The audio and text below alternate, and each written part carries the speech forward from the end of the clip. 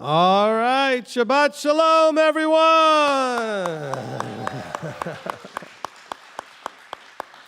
All right, welcome to our Erev Shabbat Torah Study. Yeah, woo! Elder Billy's at home, so I'm just going to give that up there for him. There you go. So yes, this is Rabbi, not Elder this time. I know you guys are so used to him. He's done a great job, and he will be back.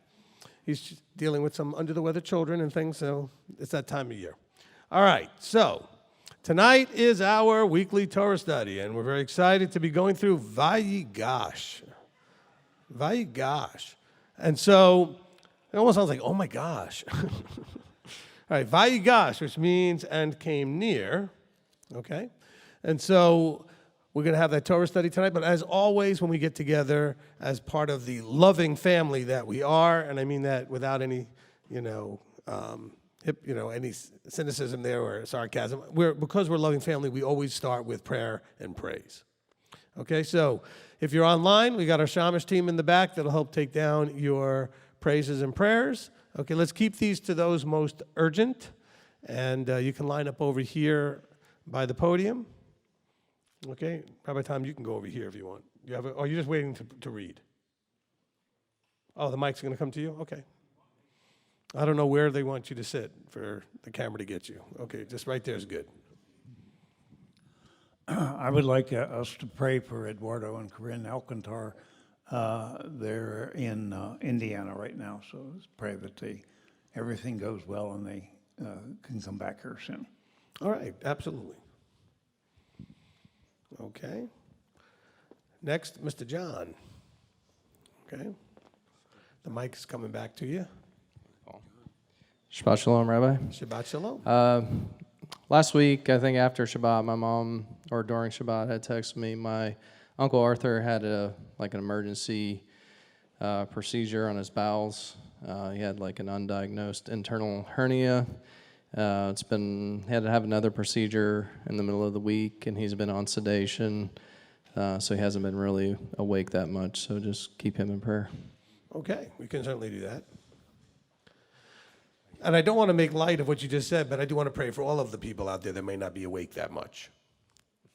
Take that any way you want. All right. Shabbat Shalom. Craig. Joe Blair, that was part of the first congregation that we attended, is not in good shape. He's had one leg amputated above the knee, and I think they're either have took the other one or getting ready to take the other one.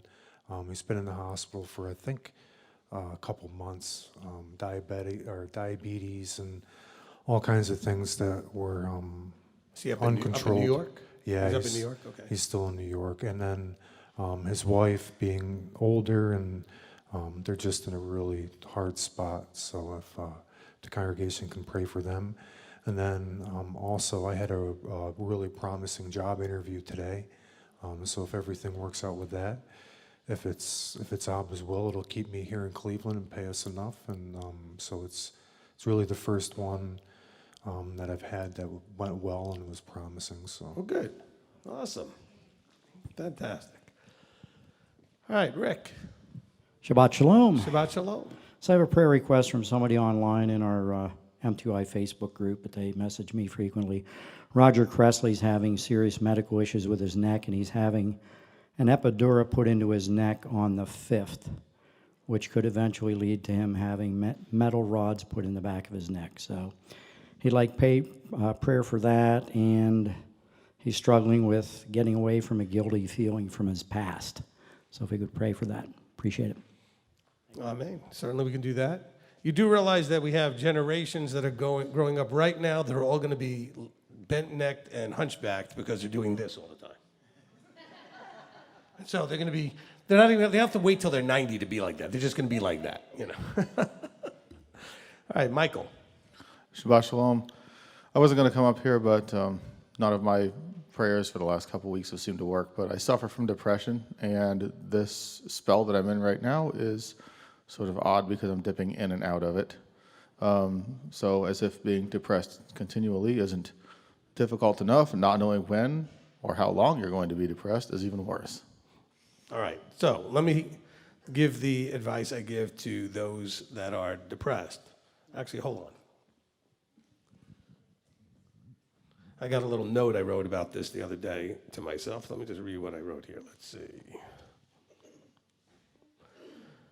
Okay, depression is often mitigated by productivity, okay? The busier you are, the less depressed you will be because you have something to do that occupies your mind. It also makes you feel good about yourself because you're being productive, okay? Being present in the current reality is also a cure for both depression and anxiety, okay? You have to be present in the moment. Of course, if in the moment everything is awful, then you're not going to. So you have to overcome the anxiety or the depression. You have to find things positive moving forward to do daily, as much of the day as you can, and that will help with the depression stuff. Now, I'm not saying that Michael's having this problem specifically. I'm just saying is that this is something I wrote for everybody, who's dealing with these things, okay? Remember, depression is too much past in your present. Anxiety is too much future in your present. Of course, in the present, if you would just be present, you wouldn't have either of those things, okay? I mean, you may be frustrated with the way things are right now, but you wouldn't be depressed. Depressed is because you see a pattern that makes you feel failure. It makes you feel like it'll never fix. It makes you feel like it's just a spiraling down vortex that you can't get out of, all right? Because you're looking at the history. But if you can get forward motion, even small forward motion, and be productive. I remember listening to some big military guy who said, the most important thing to do to start your day is make your bed. He says, because then you will have accomplished a task. It's not because your bed needs to be made. What I'm saying is you will have actually put something in your life right away, first thing in the morning, in order, okay, and accomplished your very first task. Okay, you did something and accomplished something. You made your bed. I'm serious, okay? And he was very serious about this in terms of his success talks, I mean, the military, they're very big about, making your bed and doing this whole thing, the military way, etc. But there may be something to, having that first task of the day and go, I feel good about myself. And look, if you're somebody who doesn't normally do that, and then when you finally do something like that, don't you feel good? And you look at your bed and you're all proud of yourself, then you want to tell everybody, hey, Dad, look, I made the bed. You go tell your spouse, did you see? Look, aren't you impressed? And the spouse is looking at you like, it took 30 years to do that. I mean, what am I impressed? Okay? Are you going to do it again tomorrow? All right? But for Michael and all of you, this is again why the Level Up class is going to be so important when you get there. I'm going to help very much get you to find things and plan to do things and get yourself doing things in the present and being as present as possible so that you're not dealing with as much anxiety and depression, which are times out of phase, all right? Those are times that already happened or times that may or may not happen, the thing that's happening right now. And so, now, of course, you might be depressed because you're struggling to be productive now, and you're struggling and you're not getting there. Well, then we got to figure out and get some counsel and help on how to do that, all right? And so, we provide that to whatever degree we can. But when I wrote that down, I just wanted to make sure, okay? Oh, here's something else I wrote, all right? The past can, but doesn't have to equal your future. It can, though, if you keep doing it the same way, right?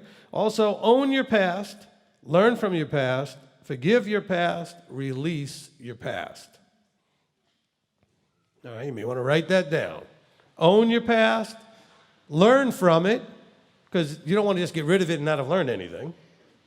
Forgive yourself and anybody else involved in whatever happened in your past. Forgive yourself, okay?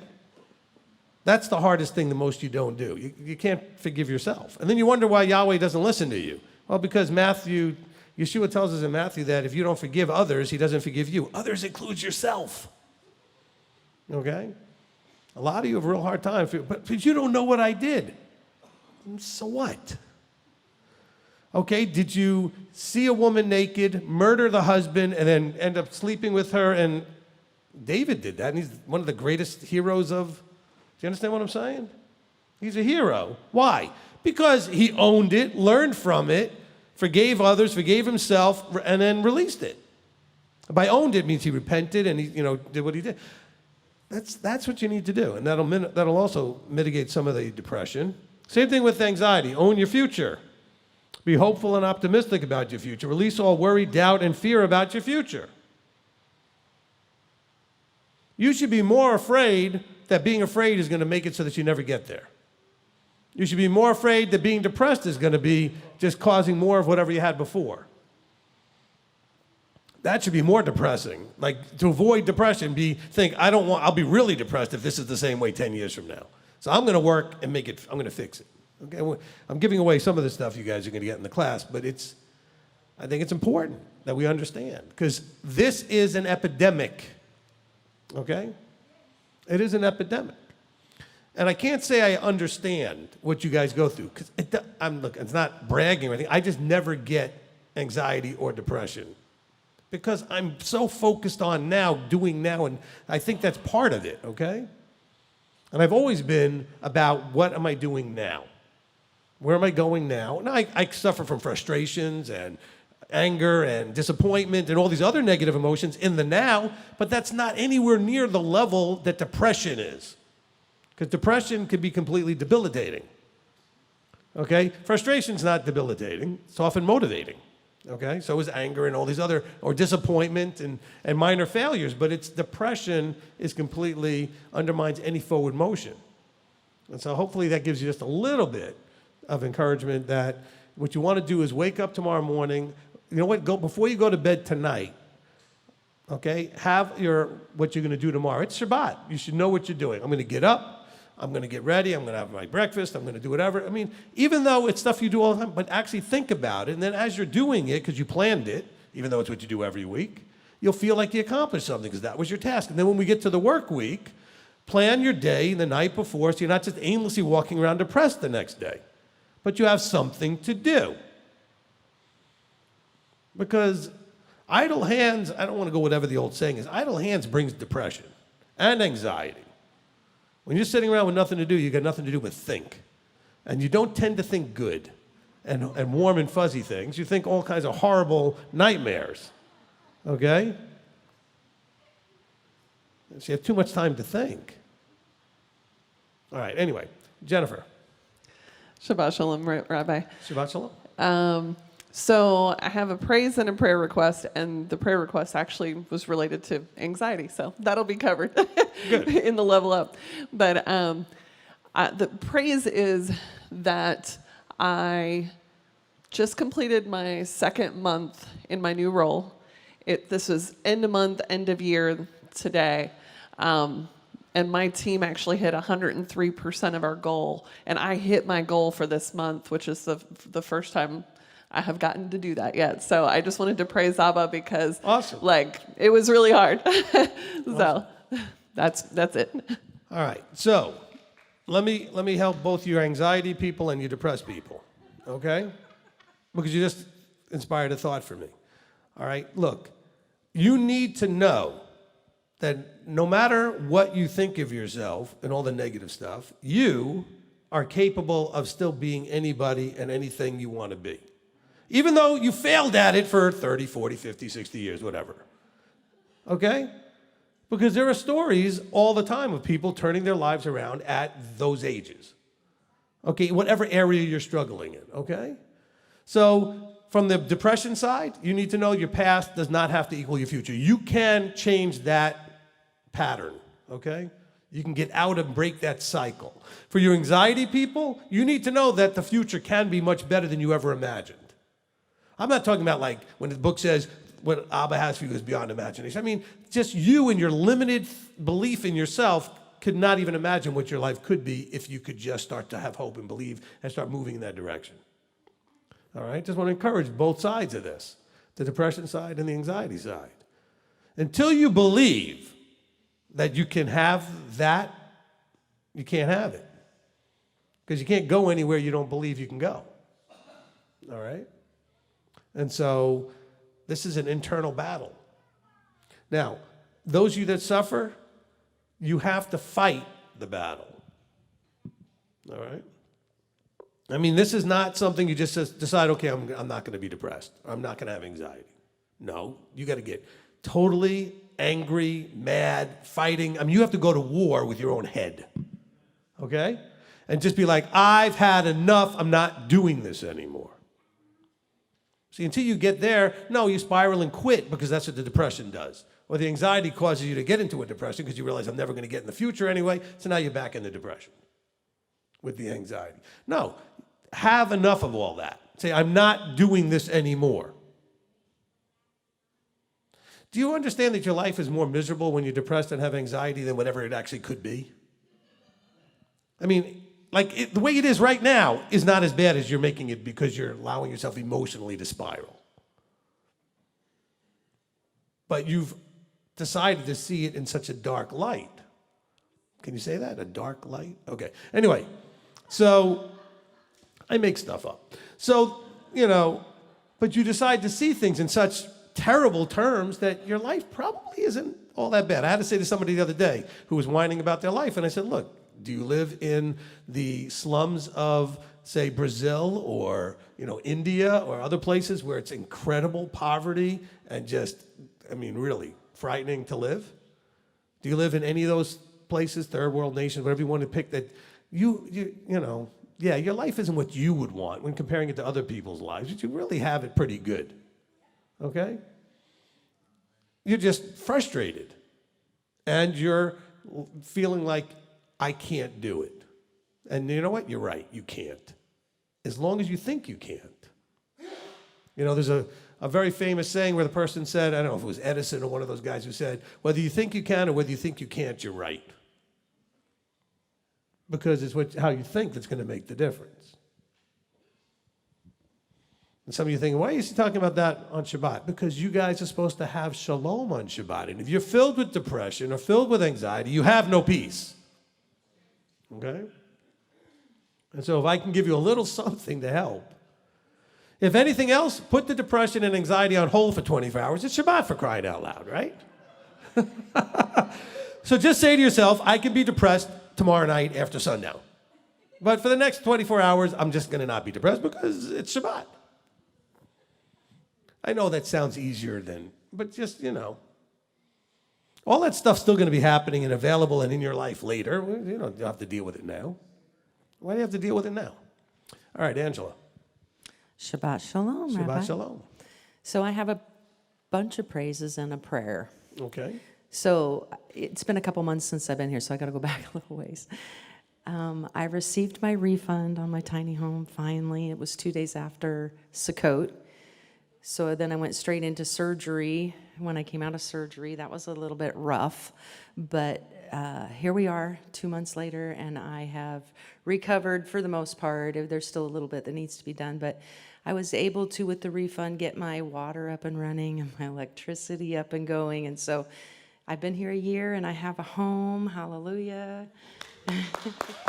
All right, amen.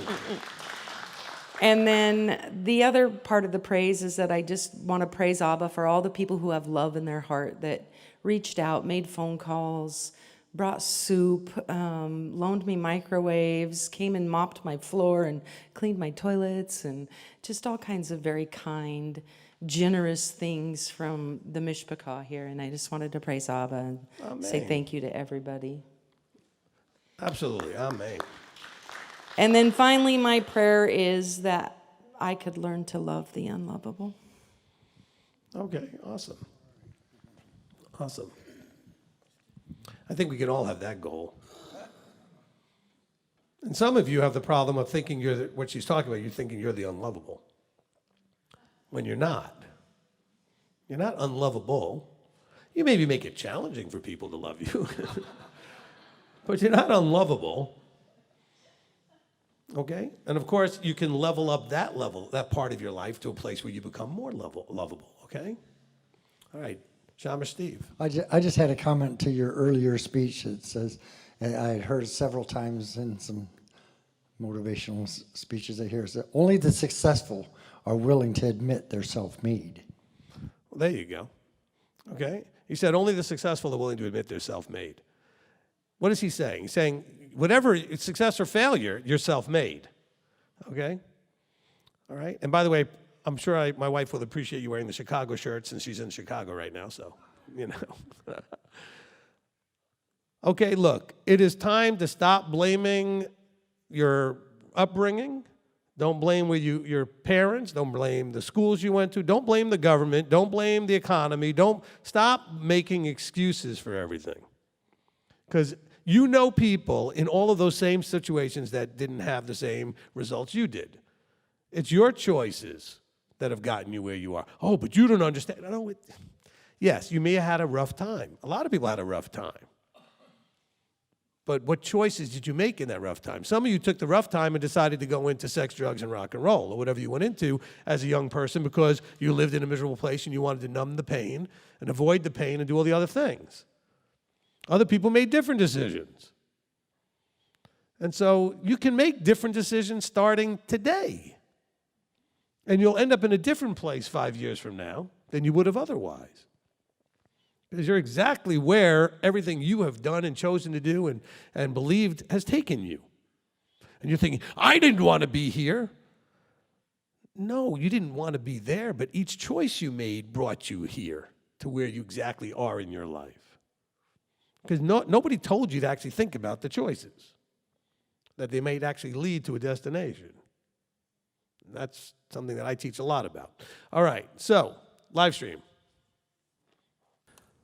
Okay, Kendall Phillips, prayer for Jess. She had some pretty intense back pain all day and unspoken for me, please. Kayla Wright, praise. I'm grateful for the prayers and support of Mishpachah. I couldn't have made it through this past week without you. Praise also for Dr. Kozer's wisdom and insight.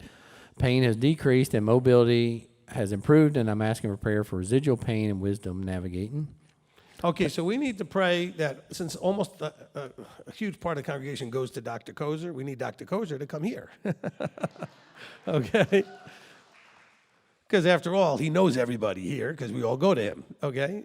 Because he's a tremendously, talented chiropractor, but he also should come here. All right. Look, I can give him a different type of adjustment.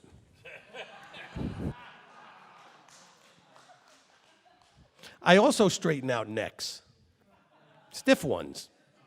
Oh yeah, we both work on stiff necks. I should tell him that. And people who have a problem with their spine and standing upright. Oh, I can keep going. All right, next. Tom Losardo, prayers for my sister-in-law's mom who passed away this evening. Nina Angelina, prayer please for Lisa Marie, who's back in the hospital. Praises that Mike is now drug-free. Thank you. Lisa Hersey, prayers please for safe trip home and continue healing from COVID for father. Also wedding plans. Nancy Aragon, prayers for her sister, Pamela Schuford, for her husband, Ken, is having complications and he has been hospitalized. Becky Manning, prayer for my father. He's had 3 heart attacks in 2 weeks. He's 87 years old. Mary Wallen, prayer please for some bad back pain in 2 places. Donna Marie Smith, prayer for my dad, Tommy Holder.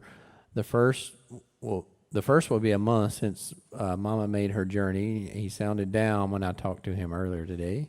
Shirley Akpalu, prayers for my son and his friends who have COVID. Darren Kroll, prayer please for both of my older sons who are facing some life challenges. Pete and Brenda Lamb, prayers for a speedy recovery for Brenda, who had a fall and broke her right ankle yesterday. Shelley Bell, praises for my 78-year-old uncle who's doing better and doesn't have pneumonia anymore and back at work. Prayers for my sisters and brothers in need and for all the marriages that have been having struggles. Kendall Phillips, also continue prayers for my father, still cannot lift his arms, is expected to be released from rehab on the 11th of January. Prayers Abba would allow him to go home with the use of his arms. Cindy Peel, prayer for my knees. Both have arthritis and osteoarthritis and severe pain. From Ellie, says prayer for my mom and I to fully heal from infections and pain, especially now that I've had my tonsils out. Praise Yah for that recovery. For Torah Mom, says I go to a neurologist next Friday. The back injection I had done caused neurological issues. They also have had an adverse reaction to steroids from a shot. That's from Melinda Willard. Judith York, prayers needed. I am having trouble with lumbar region of back and physical therapy for 8 weeks. Pray The therapy resolves the issue, please. Chris Benavides, praise Yahweh for trials, which strengthen us. Prayer for healing for my dad, who fell and broke his humerus on Sunday and is borderline diabetic.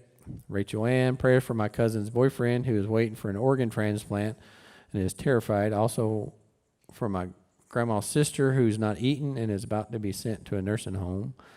Delia Alonzo, praise and prayer report. Thankful Yahweh provided a friend to help me all this week after I fell last Shabbat, and prayer for healing from my injuries and sustained from the fall as I see the surgeon and other doctors.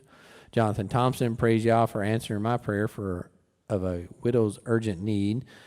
Prayers on an upcoming medical procedure, and praise Yah can now be seen. Angelique Ewan, praise report, been medication free for 10 days. Praise Yah. Yada yada. Please pray for Madeline. She is sick again. Was at the doctor yesterday. She has not been eating right since she had RSV in November. Went from 54 pounds and now 47 pounds, and I'm about prayed out. We have many unspoken. Some general prayers for health. We had some prayers for some marriages. Pamela Schufer, prayer for Ken. He's spending several days in the hospital. He had lost 60 pounds, lots of pain. Covia Quayle says, please pray that the home birth of my 5th baby goes smoothly. We have some general prayers for some travel.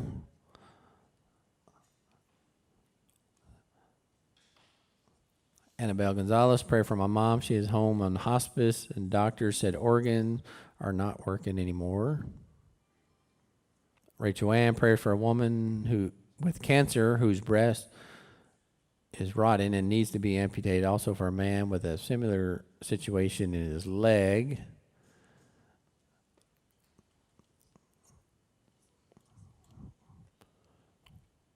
And I think that is it. We're caught up on all the urgents. Okay, so real quickly I just want to make one comment and I want this to come across respectfully, okay? One of the people at the beginning was mentioning a family member making the journey, okay? This is not a phrase we use because I'm not being disrespectful, but our loved ones aren't going anywhere. That's what the church taught you. And if you make a post with a prayer request or whatever in our MTOI group, I don't know what to do with those posts because I want us to have our prayers for you. But when you talk about, so-and-so just made their journey and that's not how we believe it, I find it hard to make that post, okay? So if you want to understand what we do believe, go listen to the Millennium and Kingdom teaching, and I mentioned it in a few other places, okay? But, don't you know the verse that says that there's a desire of Elohim that none should perish? Okay? Because perishing is what the damned, so to speak, get. They don't get tortured forever, et cetera, et cetera. And nobody goes to heaven, otherwise why would we need a resurrection? What are you going to do, rip these people out of beautiful, wonderful heaven and stick them back in a body? That seems pretty harsh. Okay, so there'd be no reason to be looking forward to the resurrection. Okay? So again, my prayers are for the person who asked that prayer request. I meant no disrespect. I just want us to all understand that sometimes if you make a post, sometimes you'll use phraseology, I can't post, because then people will think that that's what we believe. Okay? Which is hard for me because I don't want to be, somebody think, well, you need to have more compassion. You need to have more grace or whatever they want to use.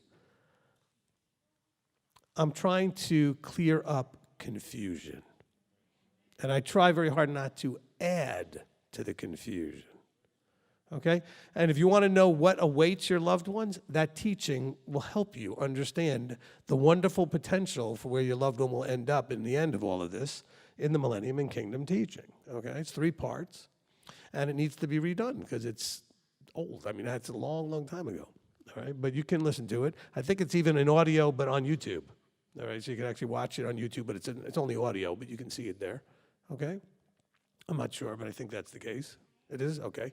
So anyway, I just want to make sure to bring that out because, my ears that hear something that needs to be addressed, I need to address it. Not addressed like correctively scolding. I'm not doing that. I'm trying to instruct and enlighten that we need to reset everything.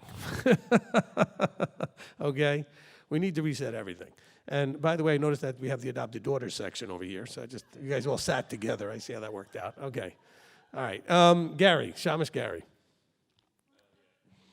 Yes, I'd like to ask prayer for James and Kate Wilson. James is down in Florida. He's part of his MTOI for a while. He and I keep in contact, but they had their second son was born this past week. Had some complications.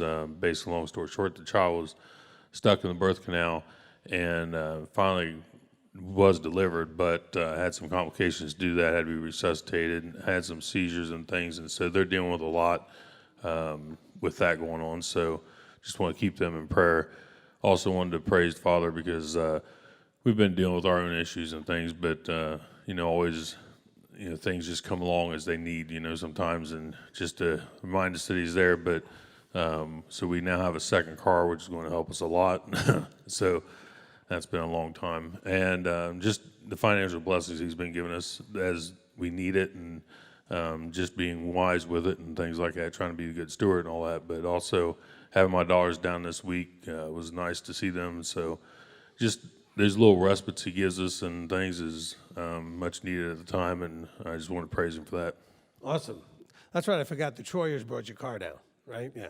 All right. Awesome. So that's great because I know the struggle you guys have been having with only one vehicle. And that can be really tough. If you got two parents, two adults, husband and wife, and they both need to get places and they only got one car, I mean, that can be really tough. All right. Anything else? No? All right. So let me just add a couple things. First of all, I want to give an update from our own Tiffany White. Okay, Tiffany had, as you know, she's got certain things going on with the lungs and stuff. So she ended up in the hospital again this past week because she's been struggling. She had COVID again, and then that was okay. Then she got a little bit of the flu or something. And whatever that was, she ended up in the hospital. Then she ended up with a doctor that wanted to do things that were not what we wanted them to do. And then she got a better doctor that showed up that wasn't not understanding what's going on and told her she's going to be just fine. She's expected to maybe get out by the 1st, so in a couple of days. They're just waiting for her oxygen levels to get low enough where she can go home. The oxygen they're giving her to be at a low enough level that she can get, do the same thing at home. And so she's feeling great. I talked to her today, and so I know word gets around, and then people only get partial word, and so the rumor almost turned into like she was dying or something, which was never the case, okay? But she was, when you have a lung problem, any kind of a lung thing like a flu or COVID or anything could really be tough and challenging, okay? So she wasn't having a good time about it, but she's doing great. She sounded really strong, and so I just wanted to share that. Also, a praise. I guess I could throw this out there. So my wife and I were talking, because she's in Chicago, Rebison's in Chicago, visiting her family. She's having a great time. She's there with my daughter. Brianna's there. And so while I'm talking to her, she realizes that her tire's low, like really low. And I guess I called her right when she just filled up, and it lost air again. And she thought, oh my gosh, I probably have a nail in it. She could see the nail. Now this is like an hour and a half before sundown. And of course, being in Chicago, there's like an auto shop like every other block. So she was able to find one that was open. They were really nice, and they patched it and whatever, and it got it done. And she said, if you could get this done before sundown, and they got it done really fast. And so it was a real big blessing. Now, of course, it's a patch, and it was a really big nail, which is not always the thing that you need, especially because it was more towards the side of the tire. So let's hope that she's able to get home with that tire and everything works out just fine as she comes back early next week, okay? But it was a good praise that it happened early enough, not on her way to her brother's, and it was already sundown, but on her way early enough to get it done, be where there was a shop, and it all worked out. And she didn't run into somebody who was trying to, just rip her off with something, but it was very helpful and a blessing. And so that was a good praise for that, right? But she does miss all you guys. She said to say Shabbat Shalom to everybody. And so just so you know, she is thinking about all of you. All right. We want to pray for all the people that have contacted us all during the week and asked for prayer. So we do want to pray for them. And I think that's going to cover it. So let's get one of the men to raise their hands and to open us in prayer, and also open the study, but also pray for the prayer requests.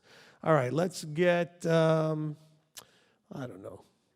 How about Rick? I know you're behind a camera, but I'll have you come back down here and have you pray.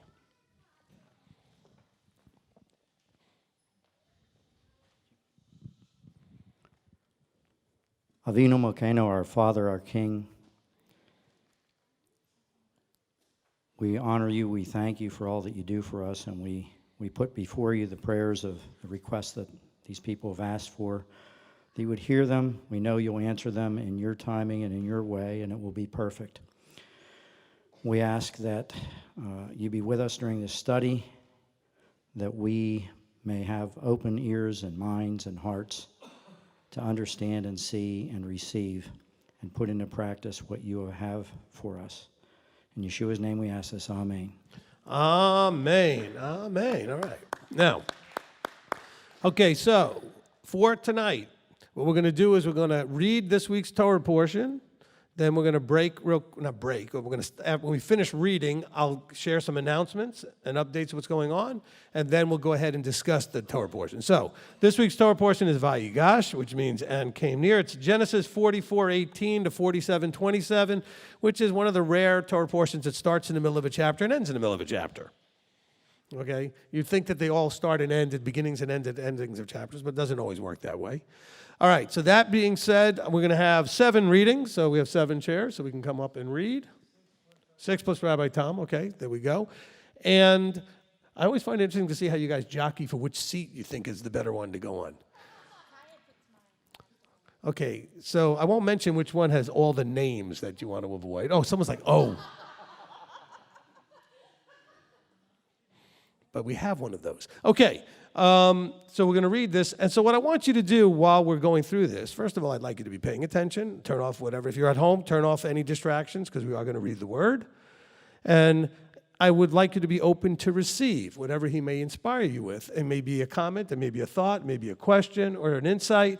And so you should have some way to write that down or type it into your phone or whatever you have to do that with so that you can be available to discuss that after we finish the readings. We're going to have a discussion of this Torah portion. Now, what I want you to mainly focus on is not like the odd, curious thing that's always bothered you that you just don't understand, but I want you to focus on that which will actually help you in your walk. In other words, maybe there's something that happened and you can relate to it and say, oh, I can see where if I did that, because it worked for the guy and the person in the scripture, it could work for me. Or maybe you see somebody do something a little foolish, and you go, yeah, I could see myself doing that same thing. I need to stop doing that because look at how that goes. There's all kinds of insights that we can get in our transformation from what we are into what he is. And that's what I want us to focus on when we do the readings today. All right, so Rabbi Tom, you're going to start us off? Okay, so I'm going to call up each reader one at a time. I will recite a standard blessing over each reader and then tell them what verses they're reading. Okay.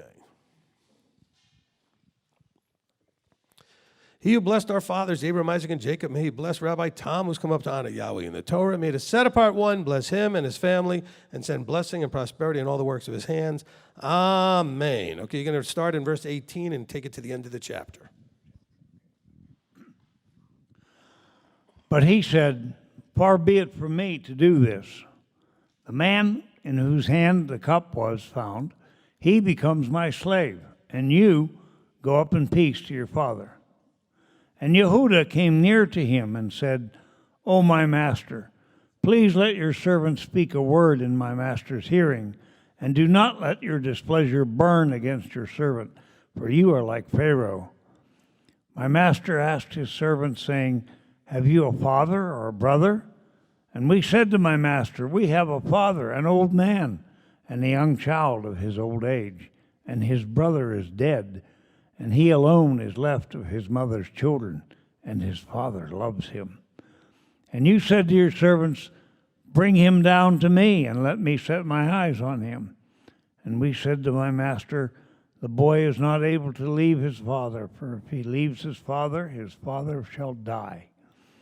But you said to your servants, unless your youngest brother comes down with you, you do not see my face again. And it came to be, when we went up to your servant, my father, that we told him the words of my master. And our father said, go back and buy us a little food, But we said, we're not able to go down. If our youngest brother is with us, then we shall go down. For we are not able to see the man's face unless our youngest brother is with us. Then your servant, my father, said to us, you know that my wife bore me 2 sons, and the one went out from me. And I said, truly, he is torn to pieces, and I have not seen him since. And if you take this one from me too, and harm comes to him, you shall bring down my gray hair with evil to Sheol. And now, if I come to your servant, my father, and the boy is not with us, since his own life is bound up in his life, then it shall be, when he sees that the boy is not with us, that he shall die. So your servant shall bring down the gray hair of your servant our father with evil to Sheol. And your servant went guarantee for the boy to my father, saying, if I do not bring him back to you, then I shall be a sinner before my father forever. And now please let your servant remain instead of the boy as a slave to my master, and let the boy go up with his brothers. For how do I go up to my father if the boy is not with me, lest I see the evil that would come upon my father? Amen, amen. Okay, thank you, Rabbi Tom. Okay, our next reader, Philip. He who blessed our fathers, Abraham, Isaac, and Jacob, may he bless Philip, who's come up down to Yahweh in the Torah. May the set-apart one bless him and his family and send blessing and prosperity in all the works of his hands. Amen. Okay, you're going to take us now to chapter 45 and read the first 15 verses.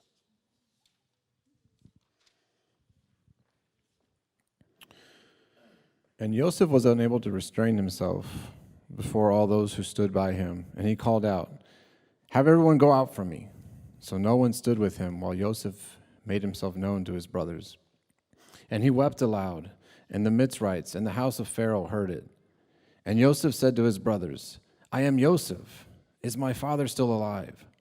For his brothers were unable to answer him, for they trembled before him. Then Joseph said to his brothers, please come near to me. And when they came near, he said, I am Joseph, your brother, whom you sold into Mitzrayim. And now, do not be grieved nor displeased with yourself, because you sold me here. For Elohim sent me before you to preserve life. For 2 years now, the scarcity of food has been in the land, and there are still 5 years in which there is neither plowing nor harvesting. And Elohim sent me before you to preserve for you a remnant in the earth, and to give life to you by great escape. So then, you did not send me here, but Elohim. And he has set me for a father to Pharaoh, and a master of all his house, and a ruler throughout all the land of Mitzrayim. Hurry and go up to my father, and say to him, thus says your son Joseph, Elohim has made me master of all Mitzrayim. Come down to me, do not delay, and you shall dwell in the land of Goshen, and be near to me, you and your children and your children's children, your flocks and your herds, and all that you have.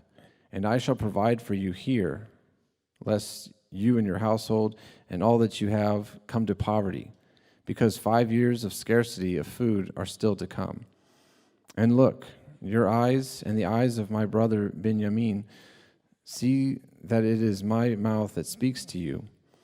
And you shall inform my father of all my esteem in Mitzrayim, and of all that you have seen, and you shall hurry and bring my father down here. And he fell on his brother Benjamin's neck and wept, and Benjamin wept on his neck. And he kissed all his brothers and wept over them, and after that his brothers spoke with him. Amen. All right, thank you. All right, Sarah Beth. He who blessed our fathers, Abraham, Isaac, and Jacob, may he bless Sarah Beth, who's come up down to Yahweh in the Torah. May the set-apart one bless her and her family, and send blessing and prosperity in all the works of her hands. Amen. You're going to take us from verse 16 to the end of the chapter.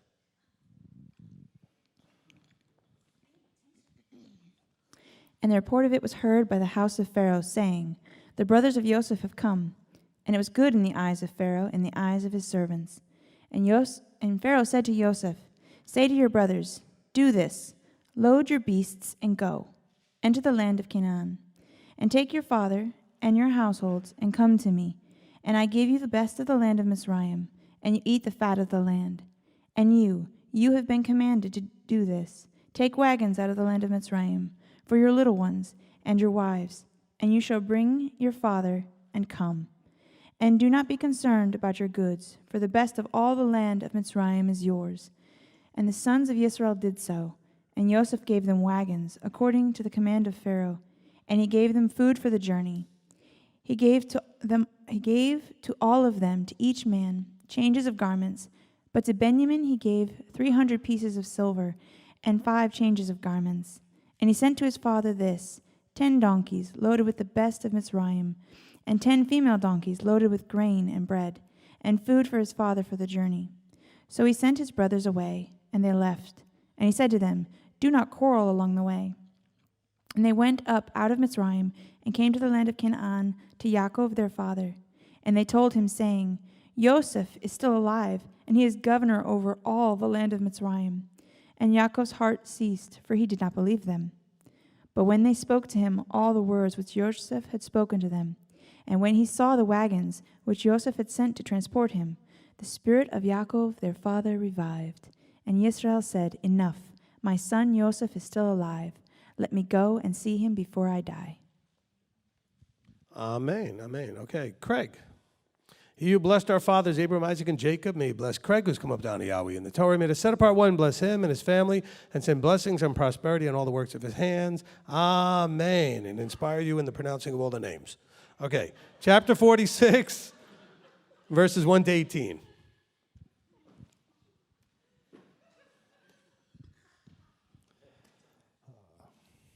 And Israel set out all that he had, and he came to Beersheba, and slaughtered slaughterings to Elohim and his father Yitzhak.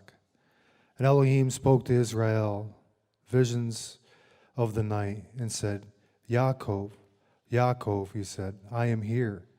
And he said, I am the Elohim of your father. Do not be afraid to go down to Mitzrayim, for I shall make you there into a great nation. I myself am going down with you to Mitzrayim, and I myself shall certainly bring you up again. And let Joseph put his hand on your eyes. And Yaakov rose up from Beersheba. And the sons of Israel brought their father Yaakov and their little ones and their wives and the wagons which Pharaoh had sent to transport him. And they took their livestock and their property which they had acquired in the land of Canaan, and came into Mitzrayim, and Yaakov and all his seed with him, and his sons and the sons of his daughters, and his sons' daughters, and all his seed were brought with him to Mitzrayim. And these were the names of the children of Israel, Yaakov and his sons, who came to Mitzrayim.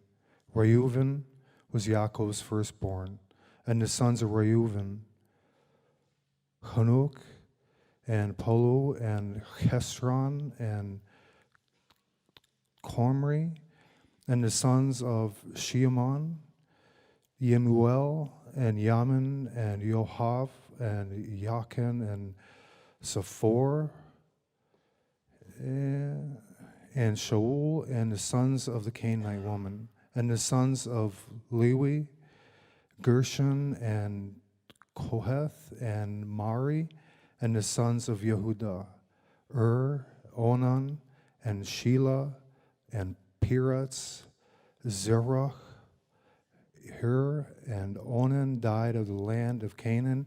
And the sons of Peretz were Hezron and Komul, and the sons of Issachar, Tola and Pua and Yov and Shomron, and the sons of Zebulun were Zered and Elon and Yahael.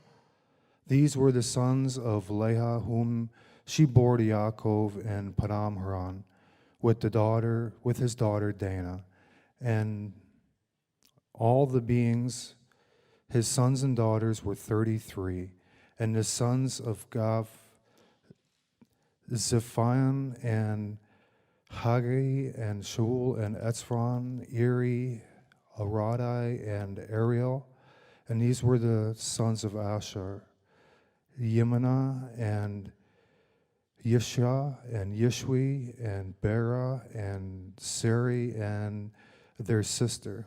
And the sons of Bera, Herver and Malikel. These were the sons of Zippah, whom Laban gave to Leah his daughter. And these she bore to Yaakov 16 beings.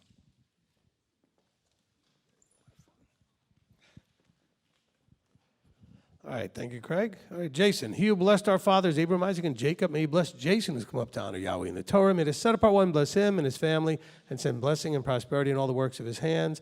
Amen. Are you going to take us now from 19 to the end of the chapter? 19. And the sons of Rachel, Jacob's wife, Yosef and Benjamin, and to Yosef in the land of Mitzrayim were born Manasseh and Ephraim, whom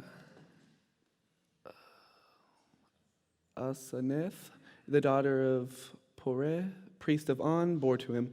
And the sons of Benjamin, Beleh and Bechar and Ashbel, Geriah and Namim, and Rosh, Mapin and Hapin and Arid. These were the sons of Rachel who were born to Jacob, 14 beings in all. And the sons of Dan, Hashim, and the sons of Naphtali, Yitzrael and Guni and Yitzir and Shalem. These were the sons of Behel, whom Laban gave to Rachel, his daughter. And she bore these to Jacob, 7 beings in all. And the beings who went with Jacob to Mitzrayim, who came from his body, besides Jacob's 7 wives, were 66 beings in all.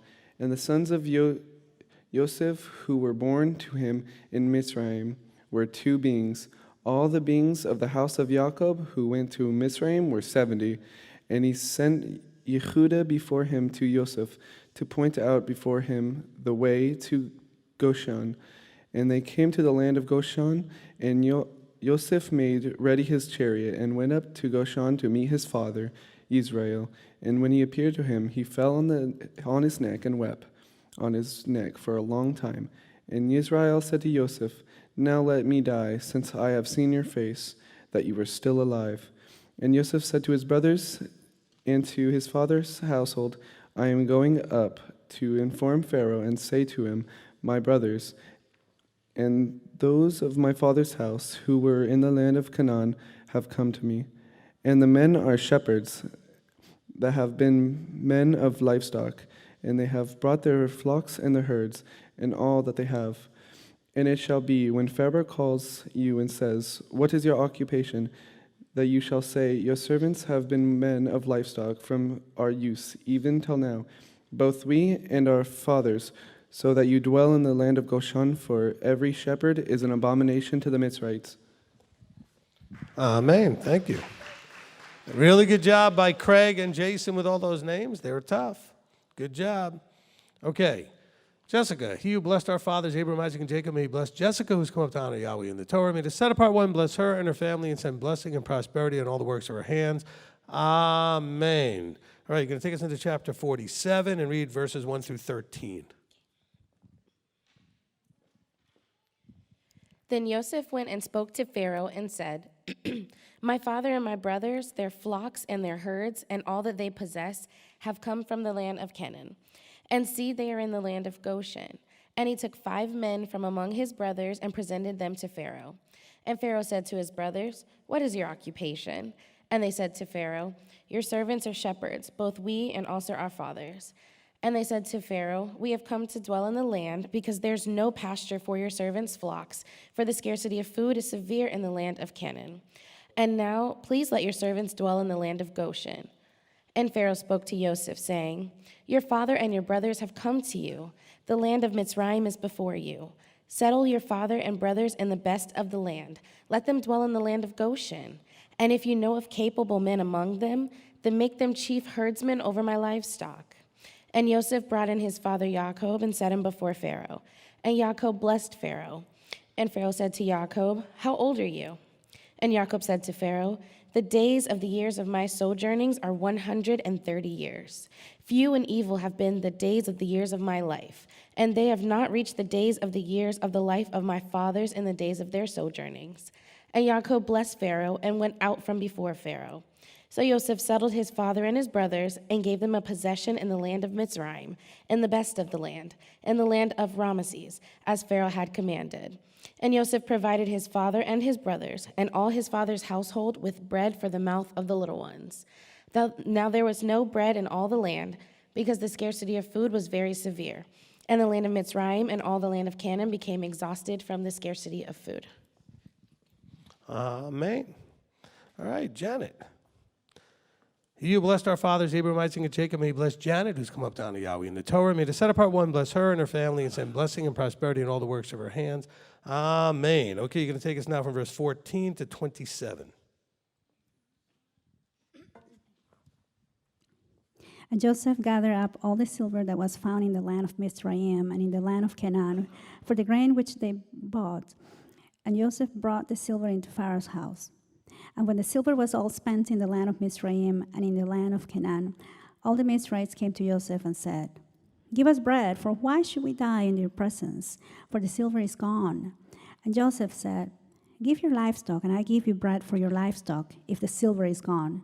So they brought their livestock to Joseph, and Joseph gave them bread in exchange for the horses and for the flocks they owned, and for the herds they owned, and for the donkeys. Thus he fed them with bread in exchange for all their livestock that year. And when that year had ended, they came to him the next year and said to him, "We do not hide from my master that our silver is all spent, and my master also had the livestock we owned. There has not been left any before my master but our bodies and our lands. Why should we die before your eyes, both we and our land? Buy us and our land for bread, and let us and our land be servants of Pharaoh. And give us seed, and let us live and not die, and let the land not lie waste." And Joseph bought the entire land of Mizraim for Pharaoh, because every man of the Mizrahites sold his field, because the scarcity of food was severe upon them, and the land came to be Pharaoh's. And as for the people, he moved them into the cities from one end of the borders of Mizraim to the other end. Only the ground of the priest he did not buy, for the priest had from what Pharaoh gave them by law, and they ate that which Pharaoh gave them by law. Therefore they did not sell the ground. And Joseph said to the people, "Look, I have bought you and your land today for Pharaoh. Look, here is seed for you, and you shall sow the land. And it shall be that in the harvest you shall give 1/5 to Pharaoh, and 4/5 is your own, as seed for the field, and as for your food, for those of your households, as food for your little ones." And they said, "You have saved our lives. Let us find favor in the eyes of my master, and we shall become Pharaoh's servants." And Joseph made it a law over the land of Mizraim to this day, that Pharaoh should have 1/5, except for the ground of the priest only, which did not become Pharaoh's. And Israel dwelt in the land of Mizraim, in the land of Goshen, and they had possessions there, and bore fruit and increased exceedingly.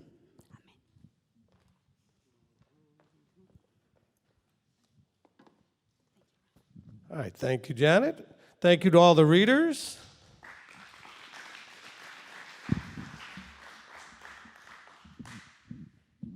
All right, let's get that set up here. Okay, the traditional blessing after the Torah reading. Baruch atah Yahweh Eloheinu melech haolam asher natan lanu Torat emet v'chayei olam natah b'tochenu. Baruch atah Yahweh noten haTorah. Amen. Blessed are you, Yahweh our Elohim, King of the universe, who has given us a Torah of truth and has planted eternal life in our midst. Blessed are you, Yahweh, giver of the Torah. Amen. Amen. All right. Some announcements real quickly. You guys should all be laughing. I said real quickly as I'm doing announcements. Okay. All right, so first of all, I want to welcome our guests. I'm sure we have guests not only here but online, and so we do want to welcome you if you found us for the first time. and so you are welcome here. After all, we are children of Abraham, and so I want to encourage all of us as children of Abraham to exemplify his reputation as being extremely hospitable. Okay, his hospitality was very well known, and so we want to do that. Now, of course, if you're a guest, we ask that you would act like one, and please behave nicely in the chat room. Look, you might love or not love everything we're doing. Of course, we hadn't really done much yet as far as that you could be upset about, but you know, when we do get to the discussion part, we may have an opinion or an idea of what things, you know, how to interpret things and what things really mean or whatever, and you may disagree, and that's okay. Let's just try not to be disagreeable, okay? That's really what we want to try to do here. All right, so for our guests, more than for anybody else, but especially for the guests, I want to talk about some of the things that are available to you here on YouTube, okay? And, you know, and some of the other offerings that we do live, etc. So on YouTube, we do live twice a week, okay? Friday night and Saturday. So we have twice a week, we are live. So on Saturday for Shabbat, we have services at 1:15 in the afternoon, okay? And that's live right here on YouTube. And so you can plan for that. If you hit the subscribe button and hit the bell for notifications, then you'll get a notification when the services are being scheduled. Okay, so that's on our YouTube channel. I think we have over 37,000 subs at this point, and so that's beautiful and fantastic. We're excited about that. And when I say that, it's not because it makes us look big or something. The more effective we can be, well, the more subs, the more effective we can be, because then YouTube will actually put us on more sidebars when people are looking at other similar type of things, and then we can have this message be more available. All right, so that's every Saturday at 1:15. It runs about 4 hours till about 5:30, okay? And so if you come here to visit or if you're watching on live stream, just so you know, it does run that time. And if you are wondering what in the world do you do for 4 hours, well, our previous live streams are all there for you to watch one just to see what we do. Okay, we use pretty much the same format each week, and so you should, you know, get a sense of that. All right, also we do our Torah studies, our Erev Shabbat Torah studies and Erev Shabbat get together. We have a meal. So for those that are here, if you can be here with us on Friday nights, we do get together and have a meal together at 6 o'clock, and then at 7:30 we start the Torah study, which we do live stream. Okay, and so we start off with our Erev Shabbat service, which is fairly, you know, quick service, about 15, 20, 30 minutes, whatever it is, and then we eat, and then we have the study. Okay, so that's every Friday night. And of course, there are some exceptions for both the Friday night study and the Saturday service. During a feast, they may start at a slightly different time. Okay, so just be aware as we come up to Pesach and unleavened bread, the Sabbath services may be a little bit later in the afternoon. And the same thing when we get to Sukkot. So just realize that those things are coming up.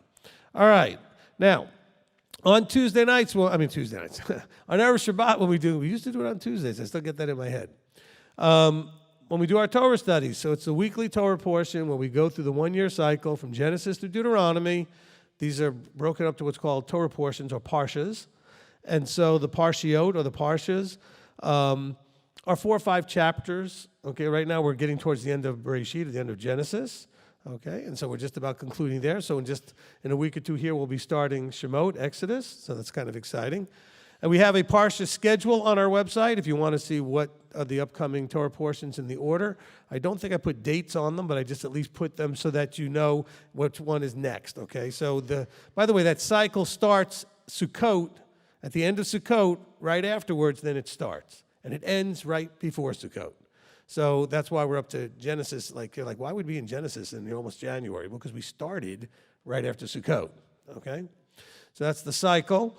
And so this is available on the MTOI.org under the Media tab. You can download and print and just look up the Torah portion schedule. It includes the Haftarah portion, which is the prophets part, and also from some of the writings, so from the rest of the Tanakh. And then we also have the Brit Hadashah part, which is the New Testament part, and that is not done like some people do, where they'll try to find something in a New Testament verse here or there that kind of connects sort of with what we just read, you know, in the Torah portion, but rather it's a one-year cycle to go through all of the New Testament, one gospel and everything else.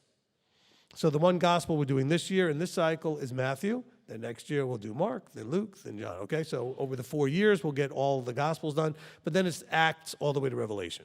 Okay, so you can go through that. I hope you guys are enjoying that as part of your daily and weekly routine. Okay, we also have a program for the children that goes along with this same Parsha cycle, okay? We want the children to be able to have at their level this basic foundational information, okay? So we do something that's enjoyable and at their level for the children. It has its own website, ymtoi.org, ymtoi.org, Young Messianic Torah Observant Israelites, and don't type all that in, just type in ymtoi.org. And the program is called Parsha Pearls, okay? Now, we have two programs actually there, basically by age group. The younger children, we call them the Gem Seekers, are 5 through 8, and then the older ones, Pearl Seekers, are like 9 to about 19. I put on the slide 99 plus because I think it's actually useful to almost anybody. The one for the older children, if you're new especially, you will definitely get something out of it, even if you've been around for a while. My wife puts together a fairly complex program, and she has very high expectations for the children to understand these things. But she still does it at their level, and she still does it in an enjoyable way. So this program is put together by my wife and her team, Rebbetzin Julie and her fantastic team. Okay? Do a tremendous job. All of the stuff in this program, we developed ourselves, right? So we don't have anything we just grabbed anywhere from the web or anything. This is all stuff MTOI put together. Actually, she and her team put together. And so each week we publish on Sunday, so you have it for the whole week, okay, in advance. Like what we're doing on Friday night, published for Parsha Pearls last Sunday, okay? So you get it there first, and so your children could use it for homeschooling. They could use it in Sabbath school. So like tomorrow, okay, they're going to all be doing the Torah portion we just read, which is Vayigash, but that published on Sunday. So there was a week to prepare and all of that. Now, so this program is in the form of a PDF, about 35 pages. It's a big PDF, okay? And in that, each week, you're going to get the following. And all of these things, well, first of all, it's free. Let me just make sure to be clear about that. But all of these things that are in each week's program are all Torah portion specific. In other words, we're not just putting fluffy things in there after teaching a little bit about the Torah portion. We want them to have fun, but it has to be while they're also learning the portion. So they're going to get, for the younger group, child-friendly stories related to the Torah portion, and the older group's going to get lessons from the Torah portion. There's going to be lesson questions, Hebrew word studies, which is a couple of words on flashcards. Well, it's a paper you can cut out into flashcards with some of the words from that week's Torah portion, memory verses, word searches, crossword puzzles, mazes, crafts, notebook pages, coloring pages, even a song and a snack. Some people are like, a snack? Yeah. They come up with something that you can make and eat that had something to do with what we read today, okay? And so it's a fantastic program. So enjoy it. Like I said, we publish the new Torah portion teaching or the new program each Sunday, okay? I don't know what time it normally publishes, probably not at an exact time, but sometime on Sunday it'll be there, and then you can have it. Now, any questions you have about it, you can email Rebbetzin at parshapearls@mtoi.org. parshapearls@mtoi.org. All right, now, we also have audio scripture readings. All right. By our own Ms. Shira Wendling. She did such a great job, and, she has her own, very narrative style where she kind of puts, it's almost like like they're actually, you're hearing them speak. She kind of puts that interpretation in there. So it's like listening to an audiobook where the people try to act like, so it's fantastic. So you get a little bit more than just a dry reading, it's really great. So go to our website, MTOI.org, under media, under audio scripture readings, and you can have everything there from Genesis to Revelation. It's free, it's downloadable, and the first 5 books are actually recorded separately by Torah portion. So you can listen to Vayigash this week if you would like to. All right, now, that being said, that's it for the Torah portion stuff. So on YouTube, we publish 5 days a week, okay? Recorded stuff that we break down into different forms. So on Mondays, we publish what's called a first look, which is powerful sound bites from that week's teaching. So it's like a movie preview, right? To try to get you kind of excited and hyped up for the movie that's coming out with the same thing. These are clips from the teaching that are powerful to kind of get you all excited about the real teaching, the full teaching, I should say, not the real one, but the full teaching, which publishes on Wednesday, okay? So then Tuesdays, we'll just go to, I skipped over, I'm sorry. But Tuesdays we publish what's called YouTube Shorts, and so we have the MTOI Shorts.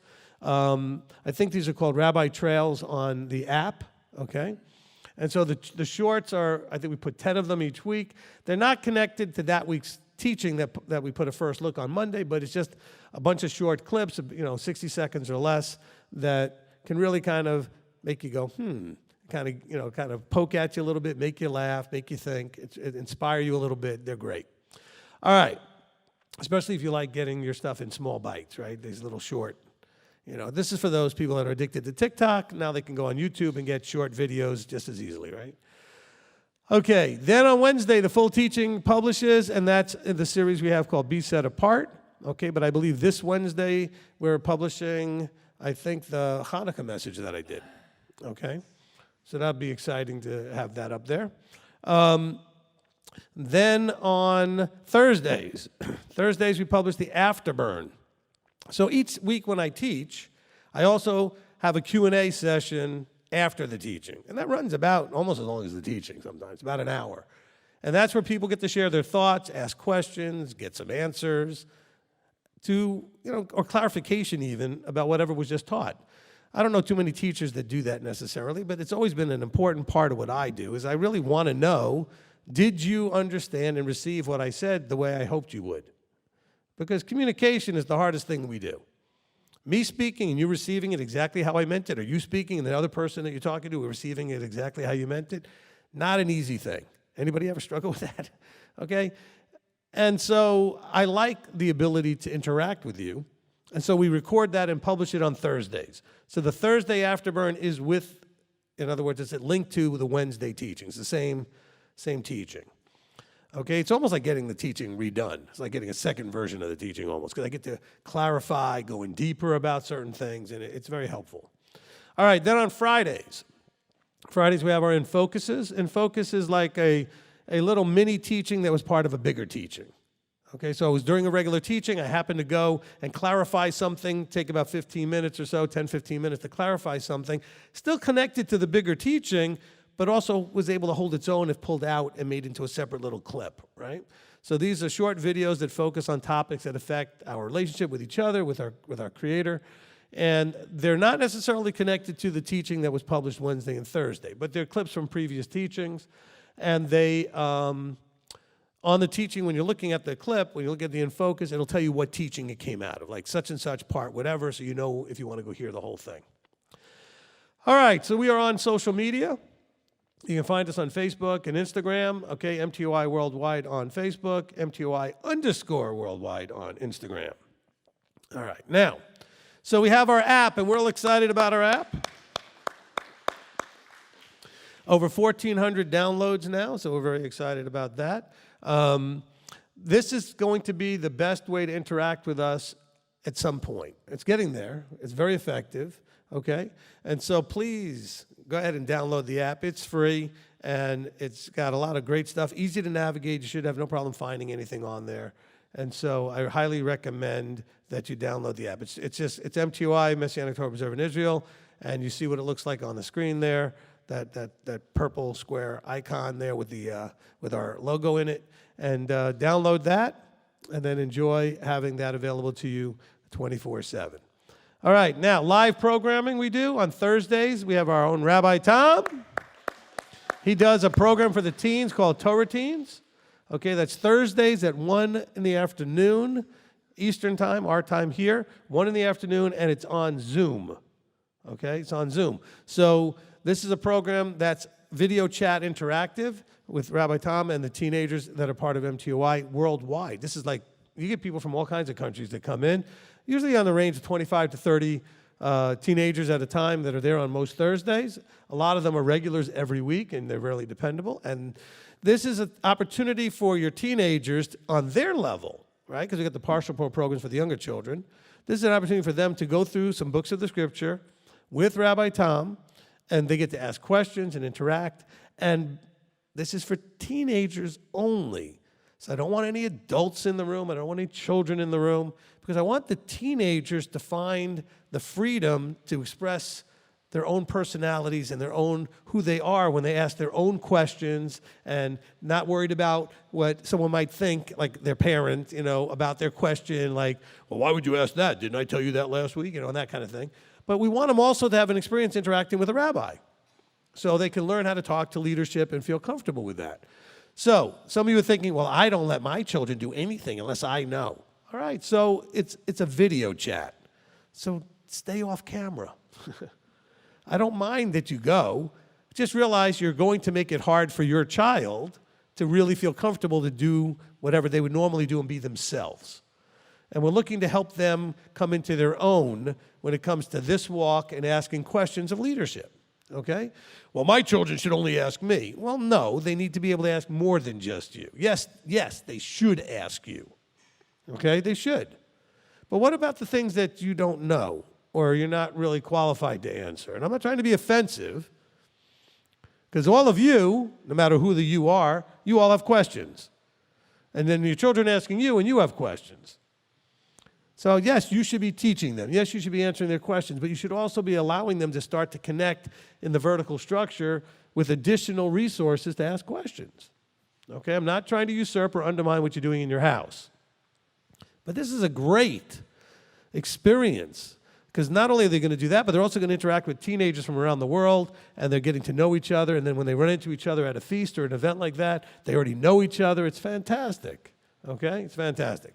All right, so to get the link, because this is on Zoom, you need to email us at torahtime@mtoi.org. You don't have to write anything in the email. It's an autoresponder. So we're not going to read what you write anyway, because it's never going to get to us to read. You send the email to torahtime@mtoi.org, and it just responds back with the link. Now, once you have the link, you can use the same link every single week. Okay, so you don't need a new one. Unless you lose it, then you can just send another email so you can get it again. All right, so we also have our introduction to Hebrew. Okay, the next class will be on January 7th. Okay, so next Shabbat. Okay, a week from tomorrow. Yeah. Okay, January 7th after Oneg. Now, this is for only people right now, only people who are physically here.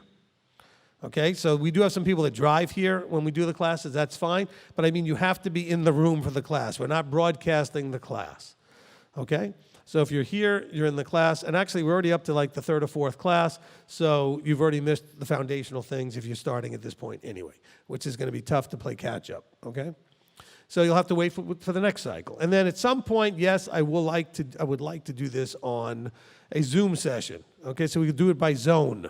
Okay, I may do a zone thing, because I could do a share screen and put something up on the screen, and we could all do things with the share screen. And I can give you the same documents to download and print yourself that I used for the class, the materials that we had.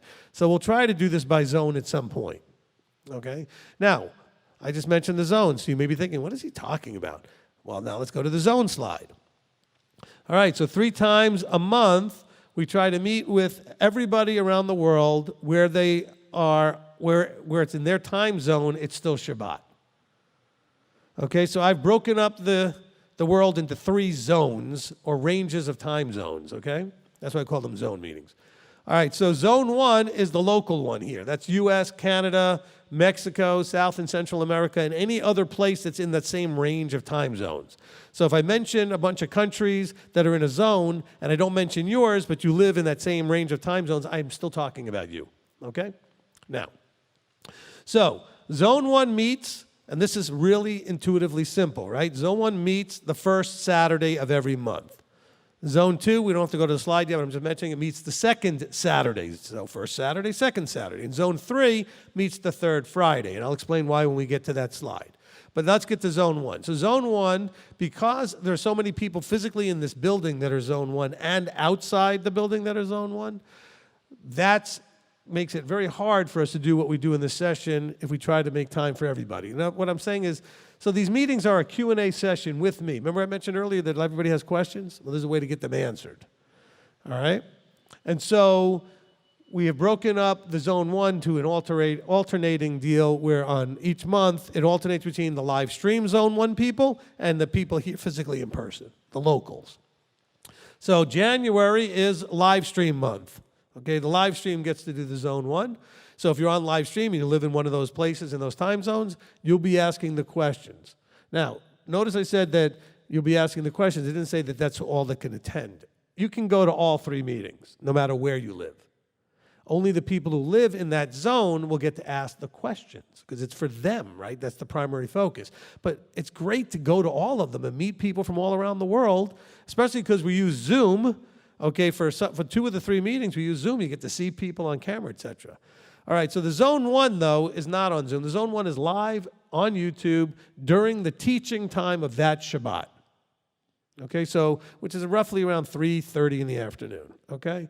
So that's when we do the Zone 1 meetings, all right?